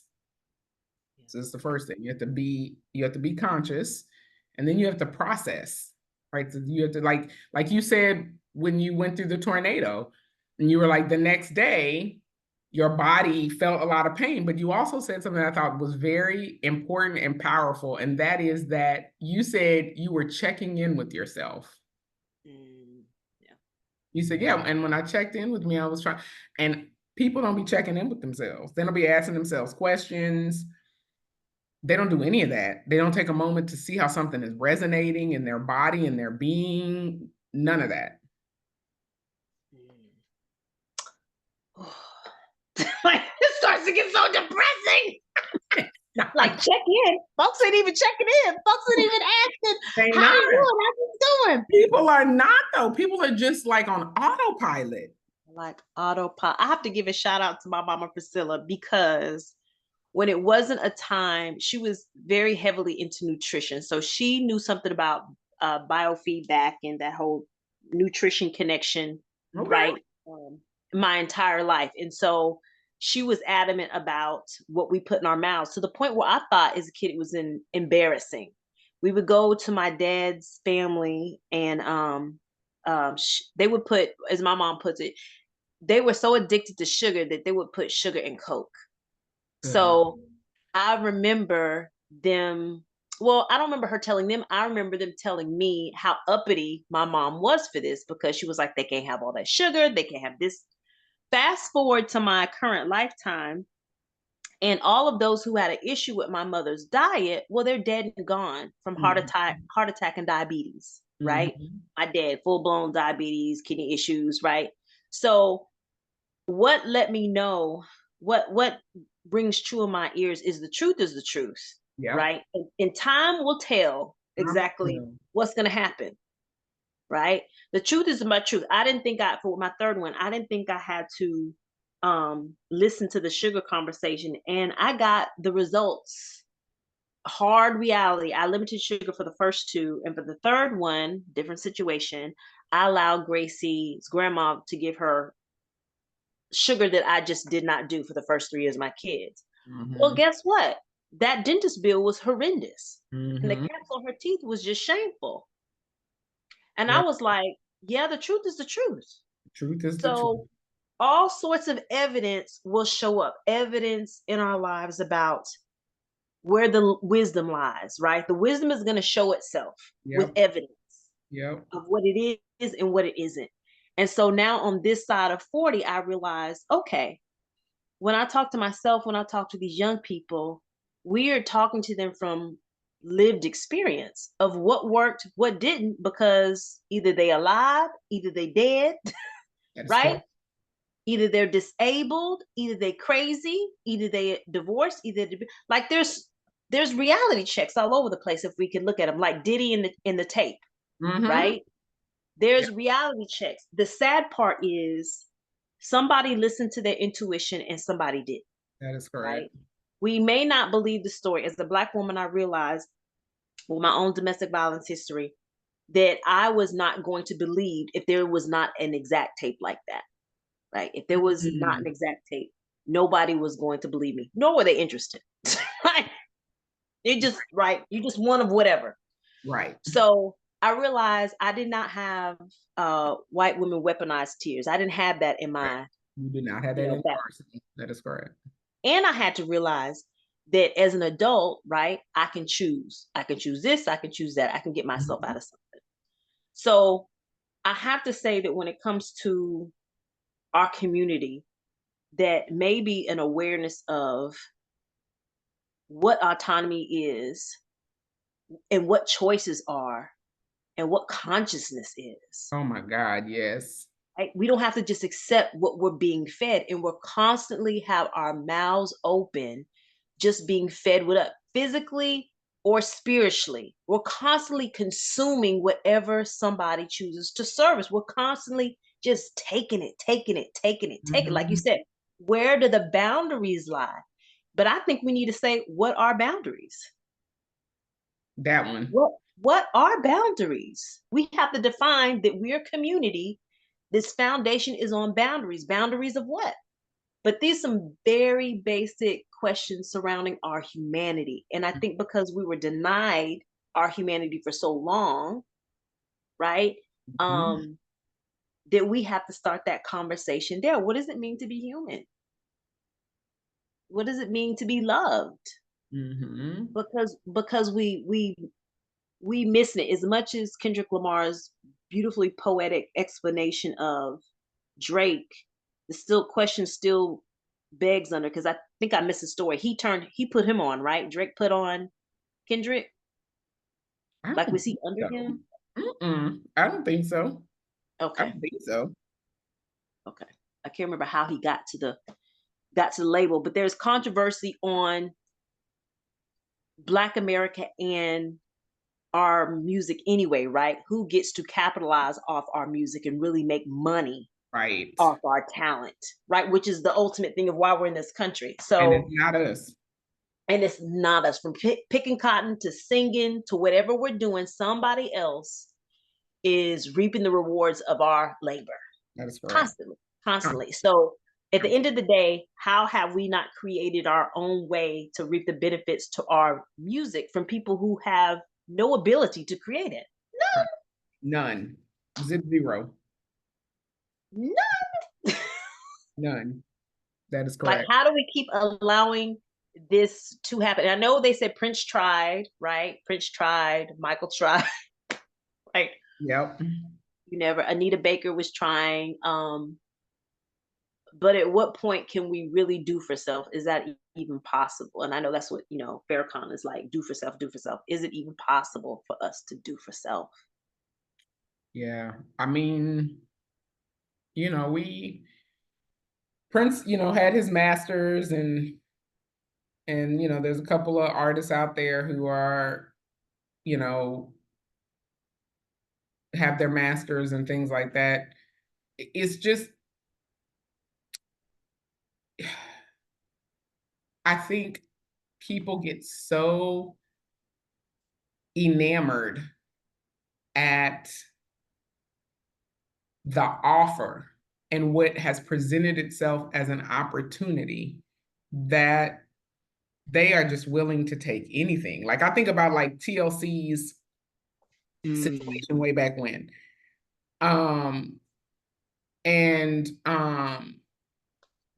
I'm just like, you sold all them records and and you didn't get no money.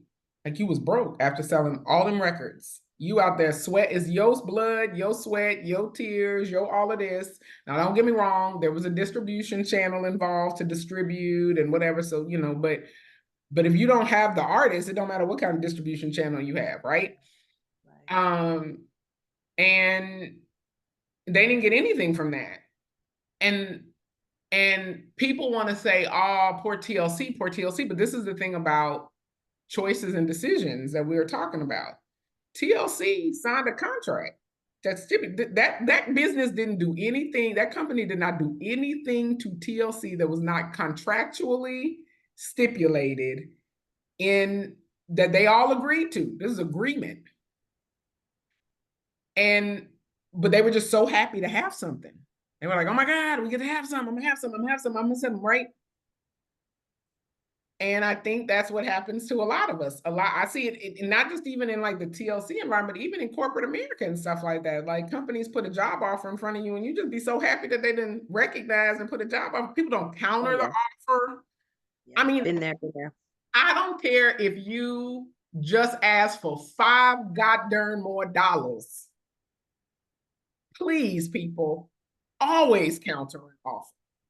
Always, always, always counter an offer. Always test the boundaries of the organization because they've made it clear that they want you already. You may as well be like, let me squeeze a little bit more money out of you because I know that you probably managing me to the 50th percentile of this salary range. So please counter offers. Please renegotiate. Like, please bring your contracts to legal people to look at so that another mind who is on your side, who's supposed to represent your side, can tell you, yeah, well, this could probably be worded a little differently because right now it's like 80% in their favor and it should probably be a little more balanced and whatever. Like have that conversation because it's not just enough for somebody to say, yeah, you're good and I want you. Like, first of all, you should go into the conversation knowing that. Like, that's the first thing. But we just be so happy and excited. We sign these raggedy deals, these raggedy contracts, and then we want to be out there on the Woe Is Me tour, but you the one signed the contract. You didn't have to sign that contract. And that's why I respect Chance the Rapper. I don't really necessarily listen to his music, but he was like, I'm not signing none of these deals. Now, granted, he was born in an era where you can put stuff on YouTube, you do all this other stuff, right? But even back in the day, I remember Houston artists, they were selling stuff out of trunks. Of course. Oh yeah, There Master was no need P. no label. I'm about to pull up to this club. We're gonna sell you these CDs out this trunk. And these dudes was pulling down 6, 7 figures from selling stuff out of trunks of their cars. That's so that goes back to as talented as Kendrick Lamar is. I think it was revealed that he too has a 360, is it 360 deal, 365 deal, something like that, which is not usually favorable towards the artist. Mm-hmm. So how, man, we just lockstep and own, and how Kanye got himself, whatever antics he used, he got himself out of his deal. Mm-hmm. So I'm like, when you count up all this talent, writers, artists, publishers, lawyers, all of us working for the engine of what is America, we are the wealth of this country. Like Oh, every yeah. time I go ahead. No, I'm saying, oh yeah, I'm agreeing. Keep going. My, like when I talk to my teacher friends, because you know a lot of us in HISD, and I'm like, you know what? Why aren't we running our own schools? I have asked that of teachers 97,000 times. Why aren't we doing this ourselves? Like you teach pre-K, I teach special ed, That's what you I'm teach saying. yeah. What I don't understand. I really don't understand the whole teacher situation. I don't understand. I don't understand the allegiance to the public school system. I don't understand. I mean, like everybody, I'm gonna say everybody. Most people, now you're about to get me on my horse, and I don't even have children, but I do have to rely on people's children because in 20 years, I'm gonna have different doctors, I'm gonna have different architects, different lawyers. So I gotta rely on children, even though I ain't got no children. So I said that even during COVID, I was like, so you telling me that like as teachers, I don't know if y'all think y'all need some elaborate schoolhouse or I something. think Like so. you don't pick I think somebody's so. house and be like, look, the dining room table is for the eighth graders, for eighth grade biology, the living room gonna be for whatever. Like, I don't understand why y'all can't come together and do your own thing. Because in Texas, now I can't talk about other states. In Texas, homeschooling is very Yes. loose. And there's a convention, Thank there's God. a homeschool Long live Texas. convention in Woodlands, May 30th. So I Yeah. was like, I need to re up and go to that because no, you're right. It's very loose. Homeschool is legally defined as private school. So all Private private school. schools are homeschools. That's correct. So no, you are right. You have the right to withdraw your child and do what you want as far That's as school. correct. You don't have to prove nothing. You don't have They to can turn in prove nothing. anything. You can do it. I think And I ultimately, guarantee you it do not take $8,000 a head to educate a kid. oh, but if it did, honey, I'm rich with me No, and your oh yeah, children. you rich. But I'm like, as a parent, right? As a But parent, yes, right? no, it don't Like, take. No, I'm like, so I could really just give somebody $4,000. And if they get 10 other kids at $4,000, that's $40,000. If you get 20 kids, a teacher's already making more than what they would be making for a whole year. I got $80,000 yeah, and I'm only teaching 20 kids. yeah, yeah, and I do it my way. I guess the thing, I guess number one, entrepreneurship is scary. Like go back to change. Entrepreneurship is scary. Relying on Of people to entrepreneurship. Okay. relying on people to pay you for your service, right? I have realized that the teacher brain is really different, right? It is. Teacher brain is very similar to soldier brain, right? You I agree. just take orders, I agree. right? And a soldier usually not going to lead unless that is their station.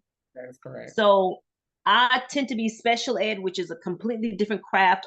It's like an island onto itself. I realize nobody really knows what you're doing. You're on the other side of the school.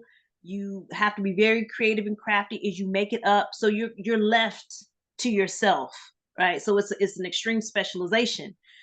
But outside of that, I realized that my teacher friends, they have a very strict curriculum. They actually have scripts these days. And Mm-hmm. so you stick to that script or else. Mm-hmm. So creativity is no longer necessary. Experience is no longer necessary the way that they have it. Correct. They are literally automizing the process of teaching, and children spend a whole lot of time in front of a computer. Yep. So we can do it, but that is that whole mental, like you're saying, when it comes to submission, um the submissions to God, the submission to relationship, I realize it's also the submission to the God within us, our genius. Mm-hmm. And I believe if you have been educated by the public school system and you have not um had any major interventions, it teaches you how to go on automatic pilot. Mhm. That is beat and processed out of you. That whole originality thing, that whole God self, you Mhm. are rewarded for compliance and compliance only, especially if you grew up in Black and brown schools. Right. So that compliance is very similar to prisons. Is very similar to But yeah, prisons. it is because their job is to prepare you for corporate America, which wants you to assimilate and follow orders. Like corporate Yes. America talks about transformation and innovation and yeah, no, Okay, so it's the same. So it's no, the same thing. So to innovate to the point where I need you to be able to I need you to go to the restroom yourself. I need you to be able to self-regulate to where you can take yourself to the restroom and come back. In high school, you are programmed to still ask for a pass or be given correct, permission to meet your bio needs. That's correct, jacked up. That's really messed up. correct.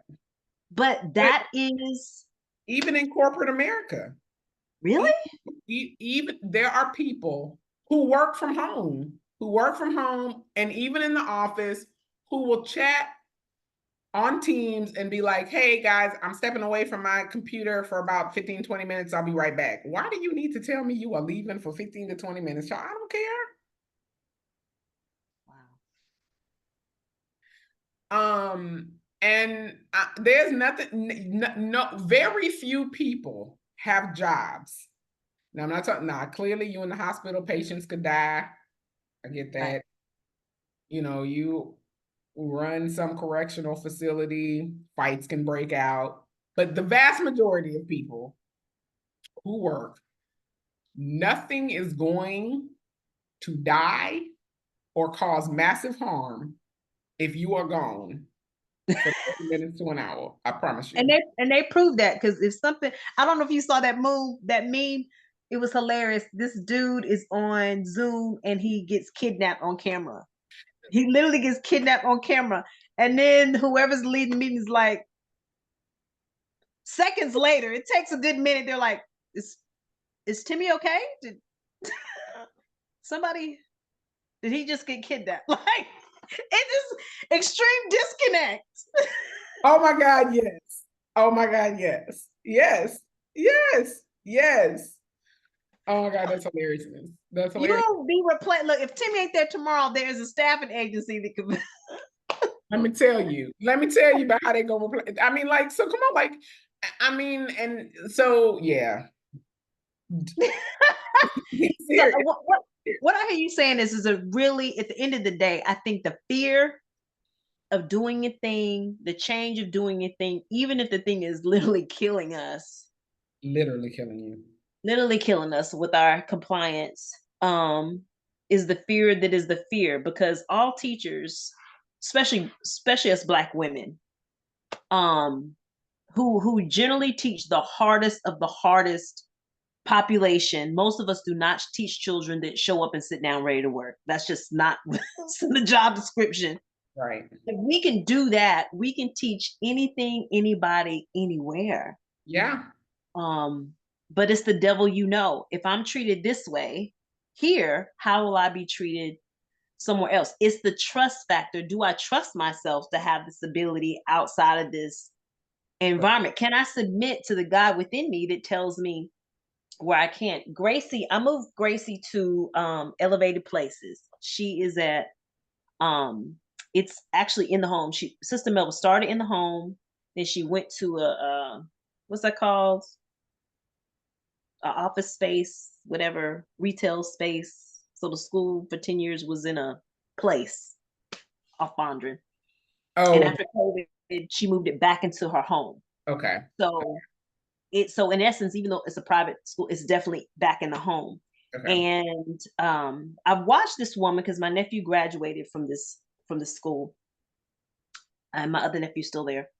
But the reason why I trust Gracie there while I get myself together is because it functions like human. They function like human beings, where this child, oh, she can do third grade work, third grade math work. Well, she's gonna do third grade math work. Okay, she's in kinder level reading. She's gonna do kinder level reading. Right. Right? It's just we're gonna As it teach should be. as it should be, It should be. as it should be. Yeah. And for the kid who who doesn't do math in the way that math is written on paper because they deal with geometric shapes and geometry through Lego sets and building blocks and all of that, but still fully understand what an isosceles triangle is, then that's, I mean, like, it's the teaching world. And as you know, because when we, for one of our first engagements was a fight about teaching. Yeah, um I remember. It teachers was will very enlightening. It was very enlightening. It was. teachers will fight me on this all the time, and I'm just like, you, there is such limited creativity, y'all. No one can tell me that you are really legit, like, teaching, like, by definition of teaching, like, Right. By definition, you're technically not teaching, you're activating what's within the student. Yeah. correct. Like, I'm like, so, and I would think that would be frustrating because you went through, like, for those who are educated in like upper level educational programs, like in college and stuff, and you got your degree in education, they teach you all these theories about learning and what, and you don't get to apply none of that. Like, you don't get to apply none of that. You come out, the government school system give you a playbook.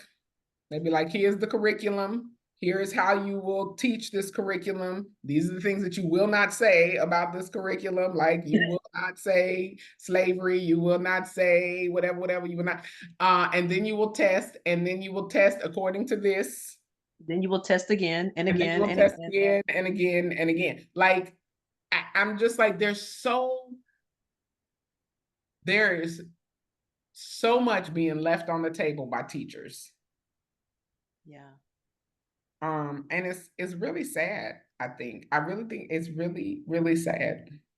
I think at this point you can call it, except for those right euphoria pockets that are allowed to do whatever, it's more like a compliant officer, right? It's more like Mhm. a compliant officer, and you're rated on your level of compliance from this checklist. Yeah, And if the students, you can train the students to comply based on this checklist that you're about to get, and then that proves success. And I told somebody, K through 12 is not a success if, especially for Black and Brown, if you graduate and your reward is a minimum wage job. that is That correct. wasn't a success, but that's most of our people. That's most of our people. That is It was most. a complete waste of time if, congratulations, because I had you 8 to 12 hours a day from 3 years old to 18, you get this fabulous minimum wage job. Low minimum wage job. And then maybe I convinced you to go to college for that minimum wage job. Oh God. I might Yes, even convince you to spend 4 more years and another $100,000 of your own money, your own money. or your student loan, which is still your own money, or a grant, which is still your money because it's tax dollars that you may not have paid, but somebody in your family paid, to go and get this thing, which also yields limited things, but also because somebody decided that this little piece of paper is what you need, for a job that does not have any kind of technical skill set. Like, if you're a doctor, I get it. We certainly want you to go to advanced learning education, and we want you to learn Right. the difference between Right. cutting an artery and cutting a vein and don't kill nobody, right? We want you to be very stellar at these things. Um, if you are an architect, we certainly want you to dive deep into mathematics and geometrical structures because we need you to know the difference of how a building is going to sustain the weight of putting multiple layers on top of it. We want you to know those things. But if you are going into marketing and sales and communications and business management and administration and HR and all, like, I'm like, I don't know why we are demanding that everybody get these 4 year degrees, and some And I people think that's what is ultimately 8. changing right now. I met a dude named gosh, I can't remember his name, but he is the architect and builder of a big cabin. Mhm. And he told me that in 2025, Brian Schaefer, he told me in 2025 he's going to start creating a course where people can go, the average layperson, from design to build themselves. Because he Mhm. said, I'm so dismayed over the so called degree programs and the greed over building these disgusting structures that is abusing the lay people in the process. So he was like, I need people to be able to build their own places without paying these people money that they don't have, money that they could do themselves, getting into debt that they'll never pay back in their lifetime. But the basics of what we need when it comes to our big black tent, I almost want us to be Amish like, where the point of education is to learn how to sustain yourself and build yourself shelter. That's it. Feed yourself and cover yourself. Feed yourself and cover yourself. Like literally, that's the only goal that I have now, right? Feed myself and cover myself, financial independence. Like I believe if Black people were able to begin to do that for themselves, then that would solve half of the issue. However, I understand there's a big dependence on once you get something, then you just want to give it away because we've been programmed to do that. I don't know why either. I'm like, I don't even understand. I Get don't. because we have been, if you've been in our churches, if you have been in our churches, if you have been in any community involving our churches, you were taught that your body's not your own, that your life is not your own. You were taught to tithe on your food stamps. You were taught some very decryptic, horrible things that God first, others second, yourself last. Like there's programs so deep within me that I have to fish out on a continual basis. Yeah. That is sick. And not only that, but you have to rebuild your community so you are positively reinforced. Because if you stay in that environment, you're continually negatively reinforced by those messages constantly. So I believe for us Black women is deep. For my mom to say, a bad husband is better than no husband, I lived that thing with her. Right. Right. And then I went on to live that thing myself. So that stuff is deep. And unless we find the courage to start pulling out that root, as painful, as uncomfortable it is, as messy it is, as shameful and guilt-ridden it is, we might be able to make it. Maybe. We might be able to make it. Be able to make it. We might, maybe, just maybe. So damn depressing. We're trying to encourage the masses, and we keep coming back to. I would just like to say that you're supposed to be the hope. I never signed up to grant hope. I never signed up. I believe we can make it. So let me end on this because I want to start on this next. Okay. There is a community. This is the dream. I'm not saying it's the immediate dream, but I'm gonna put this out in the universe. Okay, let's see. So this fascinates me because it's especially a life skill. This is what I teach all day. And I realize this is literally what the projects is for Black people. So because of the rise of autism, and the statistics are extremely scary, meaning that maybe in 20 years, it will be the majority of white males that are born. I don't know what it is for our communities. But sensory needs are beginning to integrate into whole society. Lower lights, quiet environments in Walmarts, all of these things are starting to happen, okay, to meet the needs of the community.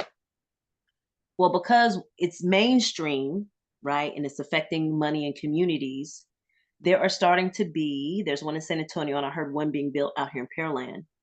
There are these assisted living communities for young adults that are learning disabled. That's the title that I've seen so far.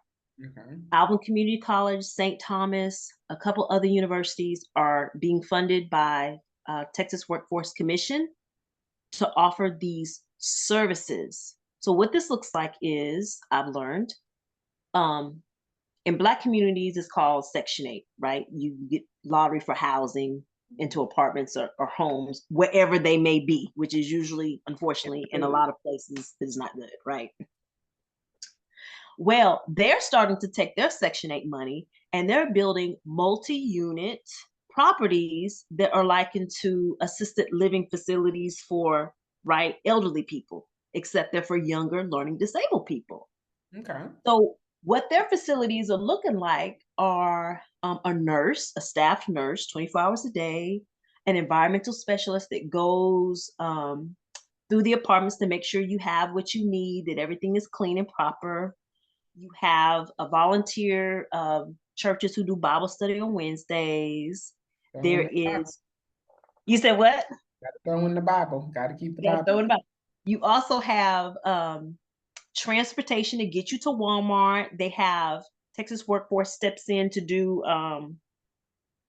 like career and job. They'll help you, apply for a job. All the stuff that the projects was supposed to be doing, and I didn't realize this connection, Mhm. right? It's the same funds, it's the same issue, but with love and care and welfare. Mhm. Same thing. And I thought, because the person who's contracted with the school to give my students occupational therapy, her child belongs to one of these communities. Mm. And I looked it up online and I thought, well, they have a very nurturing environment with supports to meet their needs. And as Black women, especially as single Black women with children, that's exactly what I believe we need. We need a nonviolent community that is culturally appropriate to us to meet our needs so that perhaps we feel safe enough and love enough to get the support and resources so that we can think Right. in constructive ways. And I thought that's it, because most of us are insecure financially, we're insecure with our housing. And if you're constantly insecure, we're not going to reach these higher levels. It's just not happening. Right. It's not happening. Right. So the wish and the hope is that somehow in every way that we take our project money, our Section 8 money, and start to build actually caring communities for ourselves and meet our own needs, because we get in the money, but we just go where they say where we can go. The lottery says you got to live over there. Well, I think Um, you also have to prioritize your well-being, right? Did I tell you that story about that girl I met who was buying somebody's food stamps for pennies on the dollar? uh-uh. So when we moved to Seattle for our brief time of living in Seattle, I was like, wow, it's none of us out here. Let me go see if there's a meetup group or something. I would like to see some of my peoples. And so I found this group of women who brunch or something, I don't know. And I went, and it was like six of us at the table. And this lady, had recently just moved from the state of Georgia. She was in the Army. She was an Army psychologist, actually. And we were chit-chatting, cross conversations across the table and all this. And she was asking about um groceries. And she was like, where is it that you guys shop? Because I can't seem to find a place that I really like or whatever. And I was like, oh yeah, I go to like Fred Meyer's, which is the equivalent of Kroger's. I was like, there's Whole Foods, there's all these things. I was like, so they have a lot of different options, and they have like smaller, like boutique grocery stores and things like that. If you're looking for more natural stuff or whatever. And she was like, okay. And then she asked me, and seriously, I had never in my whole life heard of this. So at first, I didn't really get what she was asking. And she was like, well, have you found, what did she say? She said, have you found um, someone with a WIC card? And I was like, what do you mean? And she was like, or not WIC, whatever it is, that SNAP or whatever it Yeah. is where you go to the grocery store and you buy your groceries. And I was like, what do you mean have I found? And she was like, well, it's always somebody in every place that's like selling their card for cash. And I was like, wait a minute. I was like, but you talking about the cards where you go to the grocery store and you get it, the dot money's loaded on it. It's based on the number of kids you got. And you go and you go grocery shopping. She was like, yeah. And I was like, but aren't they grocery shopping food for their kids? she was like, yeah, but I mean, sometimes they just want cash and they don't want to deal with the card. And so, you can buy it from them. Like, they may have $100 card. You buy it for 50, which means you get $100 worth of groceries. They get $50 worth of cash. And I was like, first of all, that's illegal, I'm pretty sure. It is. Secondly, I'm like, you in the army, you will get dishonorably discharged and never get another job a day in your life. Why And was she doing that? she was like, it's regular. So then I went, so after this, she was like, she made it sound like everybody and their mama do this. I had never heard of this. I was like, I have no idea. So then I got back home and because I was like, you know what, I'm done. I'm just leave. This clearly is not My group. I'm not gathering with y'all no more. Okay. So I go home and I tell the story to my husband, and he's like, oh yeah, people used to do that all the time in the hood. And I'm like, for real? And he was like, yeah. And I was like, I didn't miss the whole I didn't miss the whole thing for people. I did not know that was happening. And I'm like, so you would rather, and this one, like you talking about like gather your Section 8 money, but I'm like, you would rather sell the card that's for groceries for your babies for 50 for whatever the reason is, whether it's because you just want cash, because whatever you want to go get your hair, your nails, you got another bill to pay, whatever the case may be, but you're gonna take half the money of the groceries, which we just said you need food and covering. That's Right. the two things. Okay. You didn't sold the food option. I was thoroughly like this. I just want to lay out on the altar somewhere. I just want to lay on the altar. Because I had not ever this thing. Well, there to me there are several thousand things, but several things that go with that. Because when you get down in the system, it's very interesting. When you have to depend on somebody else for your welfare and care, you don't have autonomy, you don't have freedom, right? And you don't get to decide what needs of yours are priority. That's true. And there's usually a mental health component also. There's But usually some. wouldn't we say food and shelter are always the priority? Like, can we establish that as the baseline for prioritization? Food and shelter, especially for your children. Now, if it's just you Well, grown, I don't care. Like, do yes, it. food and shelter, but and with that, because this is what I'm gonna say about that. And with that, diapers. So I don't know if this is still the case, but diapers used to not be covered with that. You Interesting. had you couldn't buy diapers with food stamps. I don't know if you could buy formula with it either, but it's very particular, at least then, What you can what you buy. could and couldn't do with, yes. So, Okay. or children's clothing. So I know there's other agencies, at least in Texas, that you could go to for that. Right. But this is the one thing to me about being on the bottom. You're on the bottom. That's why I say it's a mentality thing. If I'm on the bottom and I was at one point, but I had a job, so I wasn't bottom.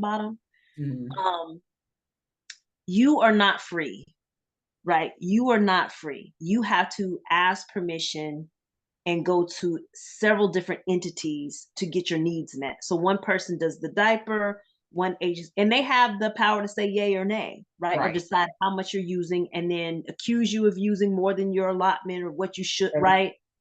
And that way it's horrible down there. But if you need to go down there, you won't starve, right? right.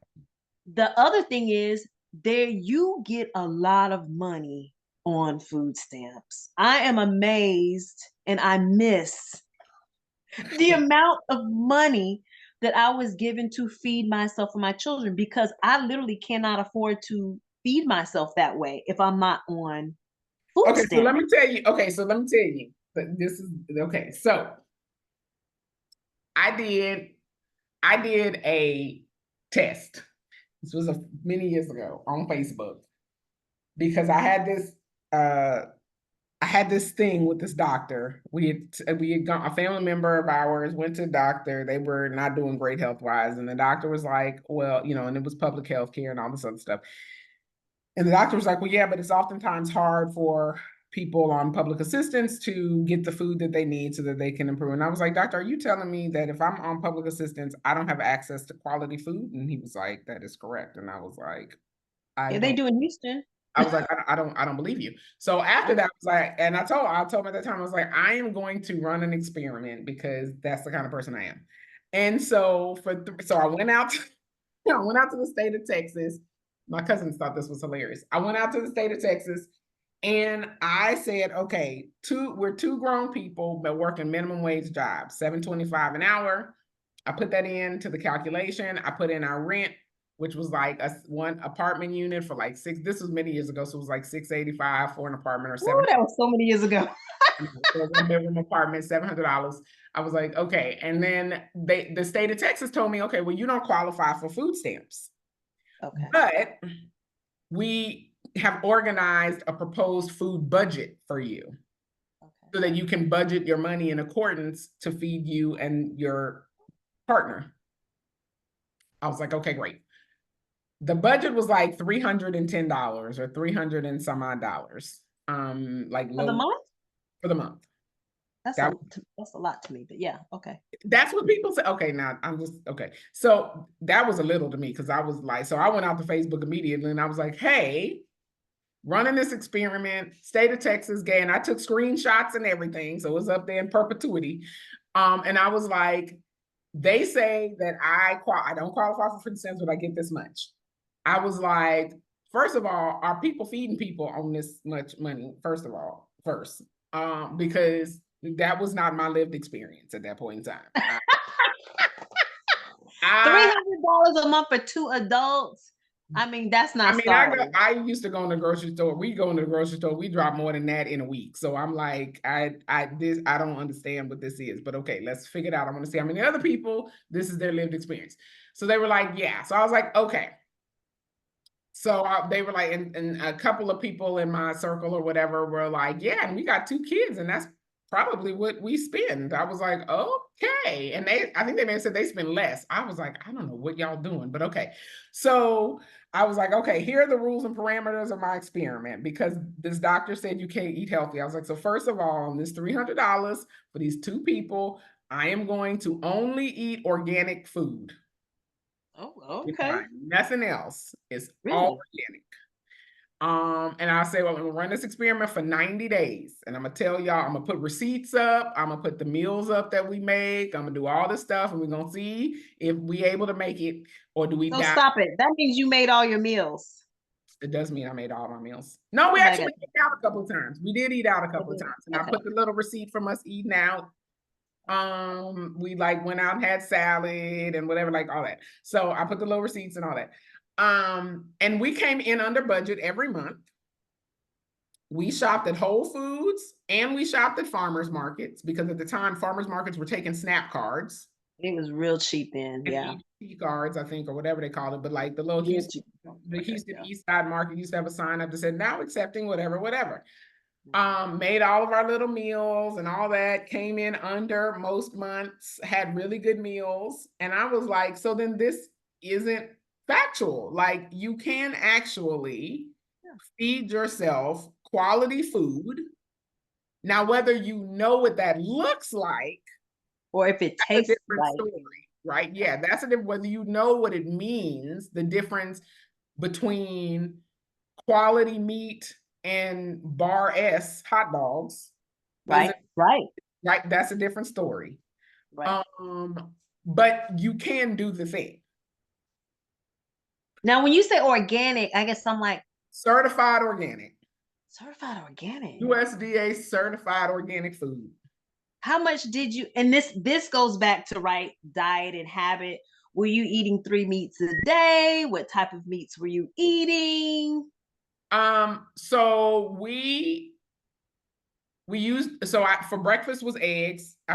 First of all, I'm not a big meat eater in general. My husband is. I would love to be able to figure out a way to never eat meat again. But when I tried to go vegan for 90 days, my body rejected the whole thing. My cholesterol went up, everything went up. I was like, okay, clearly Really? I'm vegan. Yeah, my body completely said, hell no, you're not listening to this. Oh, well then that's not you. Okay. It's not me. It's not made for me. So I do eat a little bit of meat, but I'm not a huge meat eater. But we did have meat at dinner. Definitely. We had eggs. I'd have to go back and look in Facebook to see all the things we made and stuff like that. Generally we had like eggs for breakfast. I made biscuits, or I'd make pancakes because flour is dirt cheap. but it was organic flour, right? Okay, I see what you're saying. Okay, Right. so you have So to go to homemade. you had to go to homemade, make pasta if you don't want to buy the packaged pasta because the flour is here and whatever. Again, you can buy a very large bag of flour for very, very cheap. Um, Okay, we ate a lot of beans, right? Beans and lentils because those aren't expensive. They're good protein sources. Lots and lots of produce and vegetables, which is what your plate really should be made up of. You should have a lot of produce, a little bit of meat, and less carbs, even less carbs, right? So um we we had hot meals, so it wasn't like we were eating cold salads all the time, whatever. Most of the time, most dinners were hot. And they were a combination of meat, vegetable, and a carb, like maybe rice and a gravy or whatever with some broccoli or green beans or a little side salad or whatever. But yeah, for 90 days. okay. Days. So literally, you're just you describe my childhood in most of my like with my kids. So yes, you can. There is a balance. I love what you said. If you know it's nutritious, If you if know, your palate is attuned to that nutrition, correct. and if you can detox yourself from your addictions, because most of the stuff we're eating is Is right addictive. Yep. addictive. The snack, that's the stuff that costs actually a whole lot, right? The snack That's just food. the packaged stuff is what costs a whole lot. Yeah. And this happens on every time we do a detox because we detox twice a year, at least once a year, usually twice a year, which requires us to really just focus on produce and nothing Mhm. else. And whenever we do that, like we Gucci. Like that Our little bill be nothingness. I'm like, well, this is great. We should just do this all the time. We can save thousands of dollars. you can, because like ultimately, at least I found that I'm good on one meal. Like if I'm eating right, I'm Mhm. not stressed, stress eating is most of it. But Yep. if I'm at my finest, that one meal is lasting me fine. And I Mhm. can do a lot on boiled eggs. So I think the ultimate thing about it, well, barring you not feeding really small children who need certain things. Right. But um But even in most that, I think small children would have gotten along just fine with what we were making. well, no, they do. Yeah. It's just the lack of basically it's the sugars that's killers. But no, you can do that. You can buy a whole chicken, a baked chicken, Yep. like how I feed my kids now, right? Yep. If I'm splurging, like for Christmas, I splurge, which means we went on a traditional American diet where we had dessert after every Right. meal, right? You had your juices, you had the prepared meals, Right. right? But if I had my organic flour and I was making this and I was making that, yeah, it doesn't cost a lot in money. It costs you in time and preparation. Yes. And for most of us single mothers, you have to be extremely organized. You have to be rested because you run into fatigue and Mm-hmm. you run out of time a lot, I can see. which gets you into the just spinning stuff because you just need to pick something up. You just need to pick Right. something up. So that goes back to boundaries, right? That goes back to making time a value commodity to saying, I can't stay late at that meeting because I have to do this, right? Right. This might be your laundry time or your cooking time. It's so nuanced. And I heard this community, it didn't have to be an Arabic community, but I thought this was a good idea. There was a compound, a family compound, I've asked that where question too. Keep you going. said what? I've asked this question too of people who are like single, raising kids or whatever. Keep going now. Why don't we, right, hire somebody to cook these meals for us instead of going to the grocery store? Right? That is labor intensive shopping, figuring out, planning, and then Or can we cooking. rotate? Or can we pick a day where each one of us meal preps for the For week each for everybody? everybody. For Yes, everybody. that requires community It and requires, communication. And we're yeah, not doing that. we're not I doing that. guarantee you. But if there was a place that functioned like an assisted living facility Right. where there's a cafeteria, let me roll this even back further. This is getting long, but when I went to the women's shelter, I learned something very valuable. because the women's shelter was not a place where you were just chilling to get on your feet. You had to work there. I don't know if people Mhm. know this, but you have to Yeah, work. yeah. And there's some of the things I would definitely change. But one thing was you had to clean, right? You had to clean the kitchen. There was a person to cook and prep the meals, but you had to clean up after them. You had to mop. Like everybody had their chores, right? Every week. And I thought, and there was a central eating area. So as a woman, it was a break for me Mhm. because somebody else was preparing those meals. And I just had to clean up on my day, right? I had to clean up on my day. There were a lot of freedoms I had to give up in order to exist there, and a big mind shift. But I thought, what's stopping us from doing this ourselves in every church or whatever, right? The churches are standing there still with functional kitchens, all this space. And I really believe it's because us women have not demanded it. We have not said, especially Black women, why is there no single mothers ministry Right. where these are the needs that I need met? And it includes meal prep on Sundays. We all in that kitchen cooking, we prep our meals.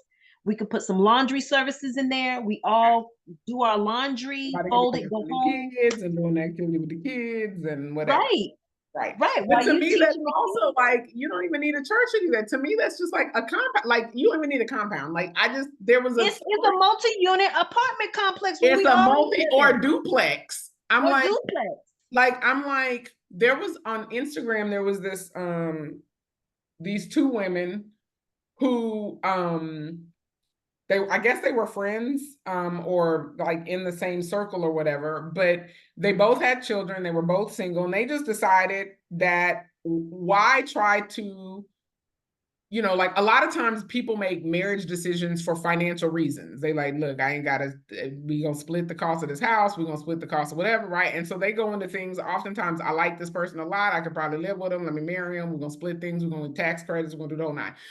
And they kind of took that mindset with their friends because they were like, we both had kids. Why keep paying while we were living in different houses? They were like, so why don't we just live under one roof? Our kids will have each other too. We will have each other to lean on. We can work out like cooking schedules, cleaning schedules, going out schedules if you need to go out and do whatever. And at least you have like a system in play that supports you. And they've been doing it for like 10 years. And they were like, it was the greatest decision they ever made. And I was like, I wonder why more people don't, especially single people who have kids, don't do that because it does. I'm like, you can pool your resources. You can now, I do get you now living with somebody else and how they raise their children might be different from how you raise your children. But I feel like there could also be an interview process. Like, this is what we need to do. We need to do this. That's what we need to do. And for real, like, they have matchmaking services for people to get married. We need to have like single woman with children matchmaking services, and then we can get them that's what we should do. We should do that. No, no, I'm saying no. Yes, I agree. And well, this is the thing too. This is why I agree with the duplex thing, because I do feel like because of our traumas, having my own individual unit is necessary. Mm-hmm. But like you see how my apartment, how it's round, that Mm-hmm. literally could be Yes. it. Yeah. Literally, all these units with all these women helping each other. One apartment is for the meals and meal prep. One is for the laundry. Like Yeah. literally, okay, this one over here, you take the kids on Friday, Saturday nights. Yep. You take, like, literally, the only Yep. thing that we're missing is walking into a call center where we can just go to work right next door, right? Or Yep. teach the kids. You teach the kids. You the teacher. You Right. You teach the kids. you teach We the kid pay on this you. day. We rotate teaching schedules and all that. Yeah, like I just don't understand why that's not a thing. I don't think it's a thing because the fantasy of holding out for quote unquote a husband, number one. That's the thing too. Number two, we are so used to the struggle. It's almost like an addiction in itself. We don't trust nobody.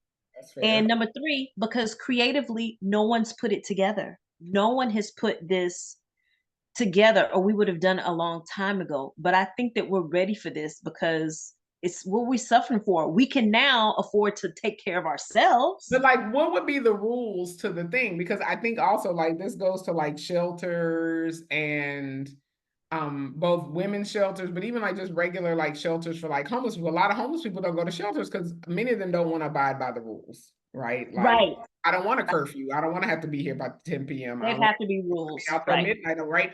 So I think that's also part of the problem. This Mhm. goes back to submission, right? This goes back to the notion of Ooh, yes, it does. right? Because again, if you have this community of people who, through whatever checks and balances, are all coming together for the good of you and the family that you are stewarding over, right? Right. Is it such a big thing to say, you will not have any male presence unless it's your child on this property? You will be in by 10 o'clock at night. You will not, there will be no drugs on the property. Like all these things, right? Is that a lot to ask? Apparently, for some people, it is. For some people it is, but there is enough of us who can agree on a common lifestyle for the sake of rearing our children. Because I think those rules, I was thinking about this very specifically because I thought, what do you do with people who like to fraternize, right? Men Yeah, over men this. that's A correct. big thing with us single women, right, is that we have custody days, right? Visitation. To me, this would be the perfect way for, say, custody happens over here, Yep. right? Or off Or property. off All kids are property. picked up at this location. But Yep. it does culturally, it does need to be managed. Oh, it does need to be managed, definitely. It needs to be managed to the Black women's cultural needs. Like it needs to be manage, and then you fall into income levels, right? You fall into classism, you Mhm. fall into mentality. So if you have a propensity for violence, you Right. need to be over here, right? If you went to school and you But I had an think that IEP. but to me, I think that's the same thing that they do in an apartment complex, right? They do a background check. So, we Okay. background checking people. You can't just roll up in here, right? Okay. So, Right. background checks for criminal backgrounds, last Okay. places you lived backgrounds, and property management. Like, did you tear up the property at the last place you was at? Because you're not coming over here to tear up this property. Did you write like all of that stuff it should be very, it should, to me, it should look very much like how it would with Anywhere else. anywhere else, except you have this communal nature to it, where there are aspects where you lean on each other in whatever rotational thing is agreed to in order to support the benefit of the people who are there. Okay. Okay. Would you assist me in drafting what that might So literally, we about to do this. because that's all to me in my mind. Look, in my immediate fantasy, that's all that's needed. Now, I think step two, once this is taken care of, then you can have, right, because if you're on section 8, so let me start there. If you're part of a women's shelter, if you're on section 8, there's some other social emotional needs that need to be met. And Uh, I've been part of that world. This last apartment, I had enough boundaries and enough mental health to manage myself and my baby daddies. right, Okay. So nothing happens at my door anymore, right. but it used to, right? Okay. All the drama was at the doorway. Yeah. But I believe a community like this would, there needs to be security, Oh yes, got to right? be security. There Has needs to to be be security. 24-hour security. 24-hour security. It still needs to be, maybe on the property. What's different about our properties is there is a person who's there to assist you with your mental health needs. You need therapy session. Like you need some help because you look like you're about to beat them kids. So how about kids eat over here and we talk, Right. right? And there would have to be something like that. That's Discipline phase. rules with the children. I think that's phase 2. That's phase two. Okay. So phase one, just make an apartment complex Yes. that is about communal living. Communal living with people who are fairly emotionally stable. I mean, obviously everybody has their moments. Like no one is just like perfect, right? Everybody has Everyone's medicated who needs to be medicated. everybody who needed yes, everybody who needs to be medicated and they got their medication going strong. Um they've learned how to self-regulate. People, these are people who have the tools of self-regulation. Yeah. Um, the interesting thing that it would be something to figure out is because like a lot of women's shelters, there are, well, not a lot, I don't know a lot of women's shelters, but there are women's shelters out there that do not allow women in who have male children, small or big. Really? Yeah. And I'm like, so what you do if you have a son that's like 7?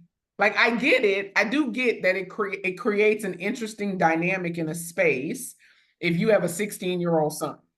But I mean, the 6-year-old will grow to be 16. So I don't know. I don't know. Like, and I understand the logic behind it, but I also know it presents a challenge because what are you supposed to do if you birth the male child? Like I'm like I don't know what I like don't I don't understand the logic of that. I I mean do not understand the I logic of that. understand the Yeah. logic simply because you're introducing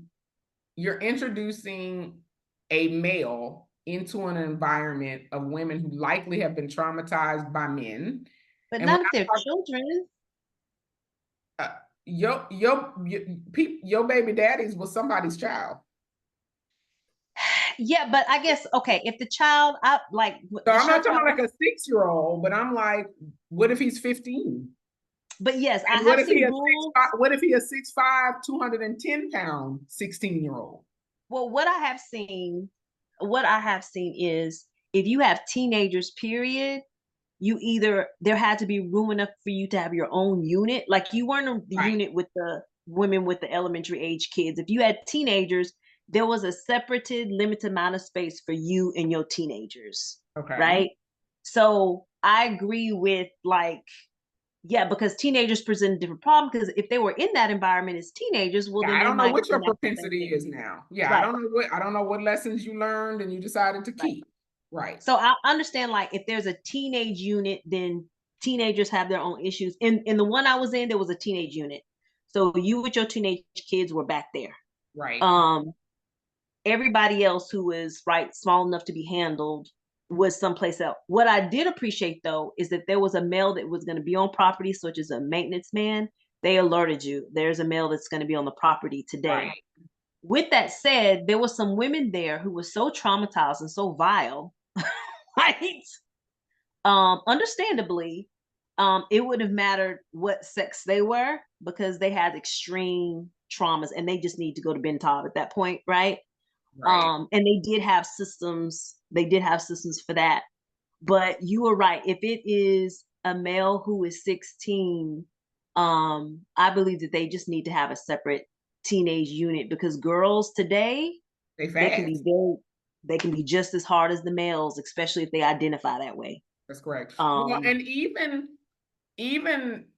girls, you know, we talk about dudes and stuff, but there's some chicks out here that's living real raw. I mean, like I will never forget that there was a girl, I don't even remember what the show was, but she was on some show like Donnie, I don't know, whatever, some crazy show, one of the talk shows. And she was like, she was like 19 and she was having a sexual relationship with like a 14-year-old boy. And I'm like,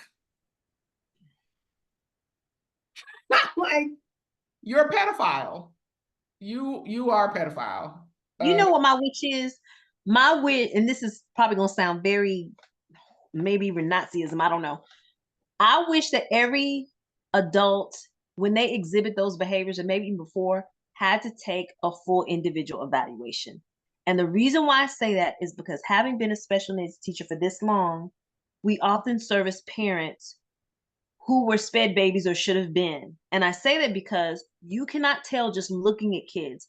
Oh no. Their brains could possibly not comprehend, right? Hmm. You can have speech expressive issues, speech receptive issues, which means you can't comprehend spoken word. You know basic commands. You don't have critical thinking. You may not understand common sense. And there are folks walking around here, full fledged adults who are spectrumy, right? You on the spectrum, you can do basic living skills, but as special ed calls it, we have something called low global learners.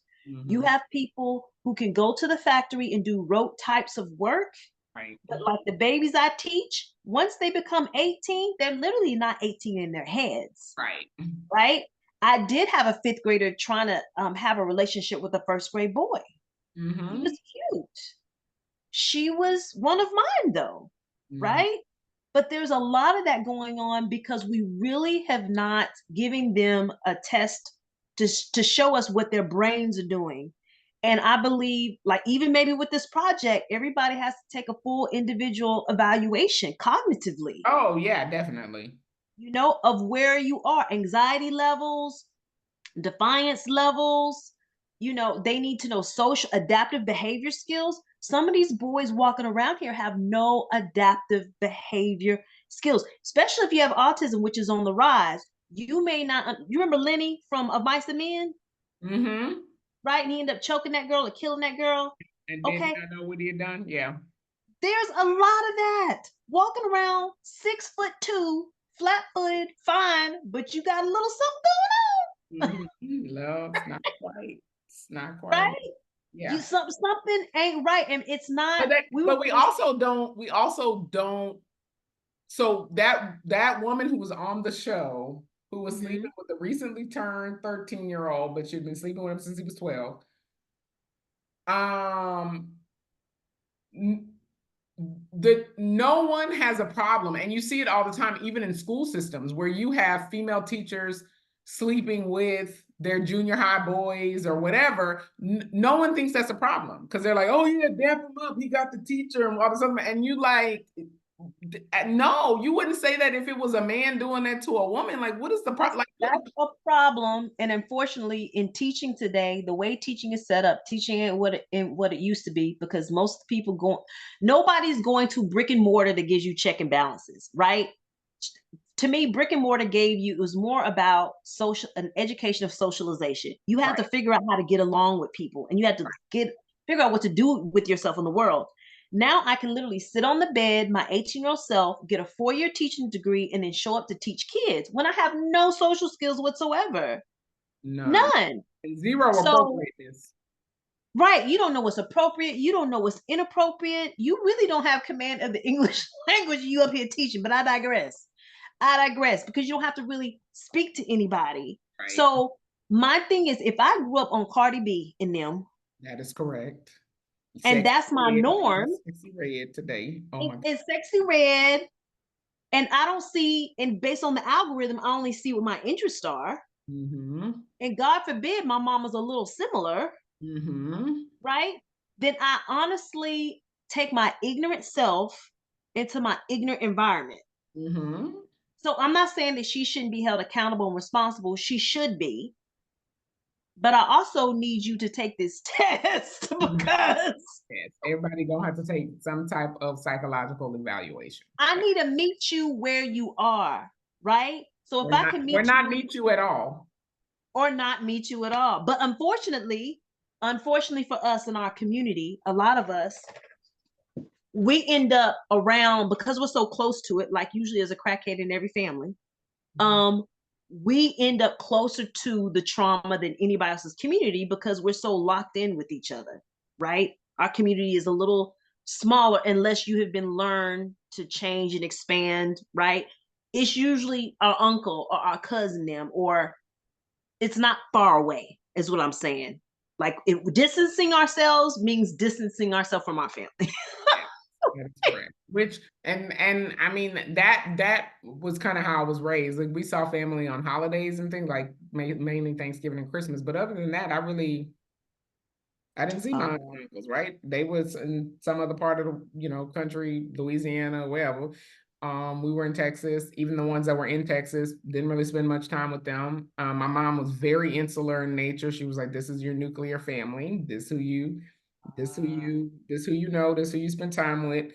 Um, She was intentional with that. I see. Okay. Very intentional. I didn't get to go spend the night, even at family members' houses. She was like, "Nope, you're not spending the night over there.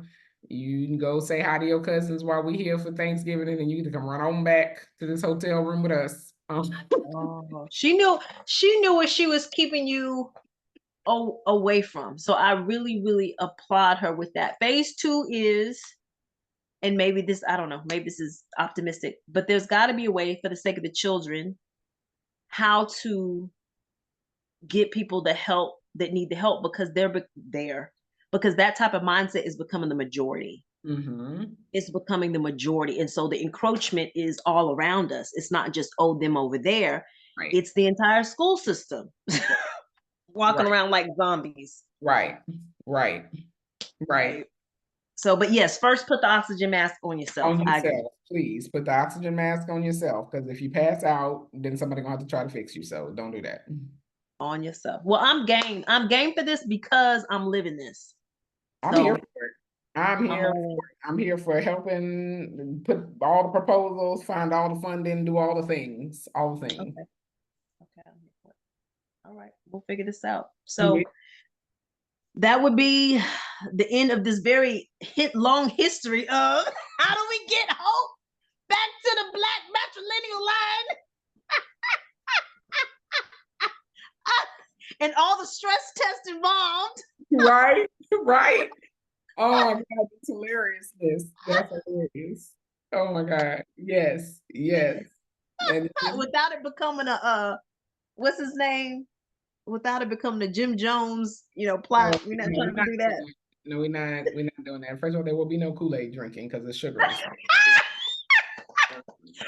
one of the rules. Kool-Aid is banned. Kool-Aid is banned. Kool-Aid is banned. There will be She's no just canceling herself all over again. Kool-Aid is, but that would be interesting, right? The diet, right?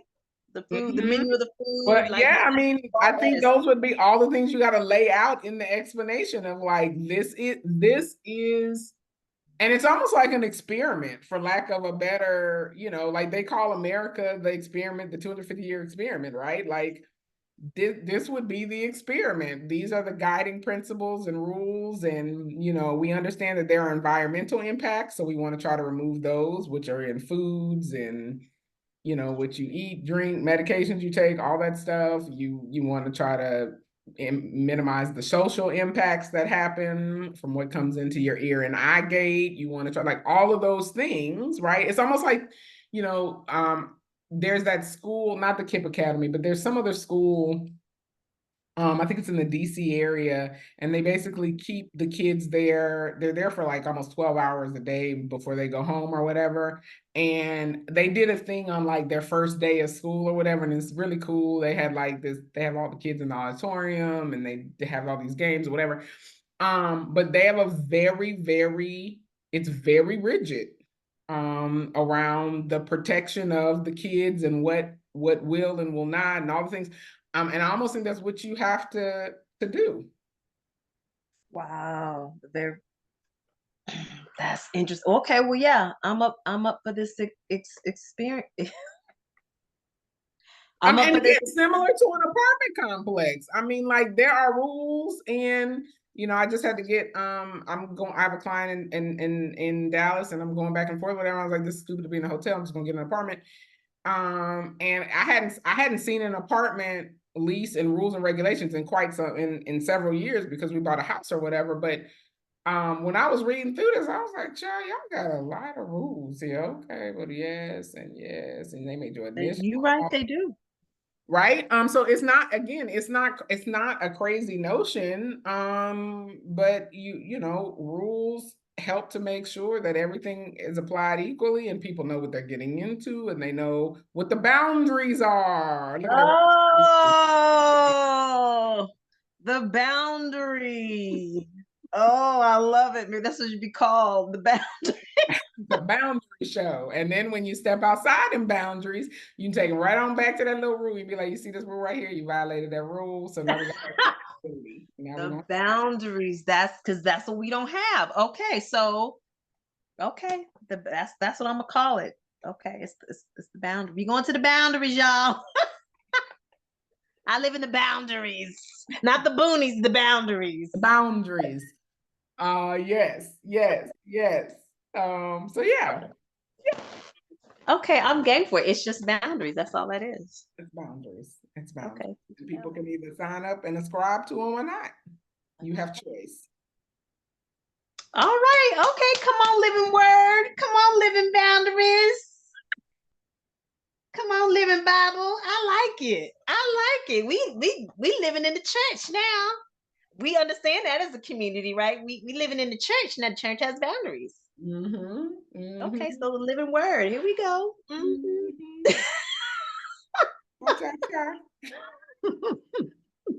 That's gonna be great. Okay, Natalie, thank you. Thank you so much for just discovering and calling it as it is, and latching on to hope, even though you're not hope.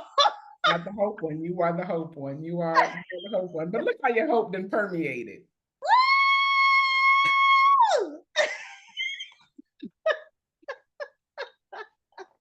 All right, yes. The hope that we can actually see Obama. Okay, I'm leaving alone. Don't get you started. Don't get you started. We are going to need this 2024, okay? Because it's hitting the fan, and we're gonna need this. We're gonna see how fast we can get this up and running. That is correct. That's correct. Okay. All right. Any last parting words? Well, who said be the hope you can see in the world, or be the change you can be? Be the change you want to see. Be I combine the army. Be all you can be, and all you can be. That's correct. Because that was the program in the 80s. Be all that you can be. That's correct. That is correct. That's hilariousness. Hilariousness.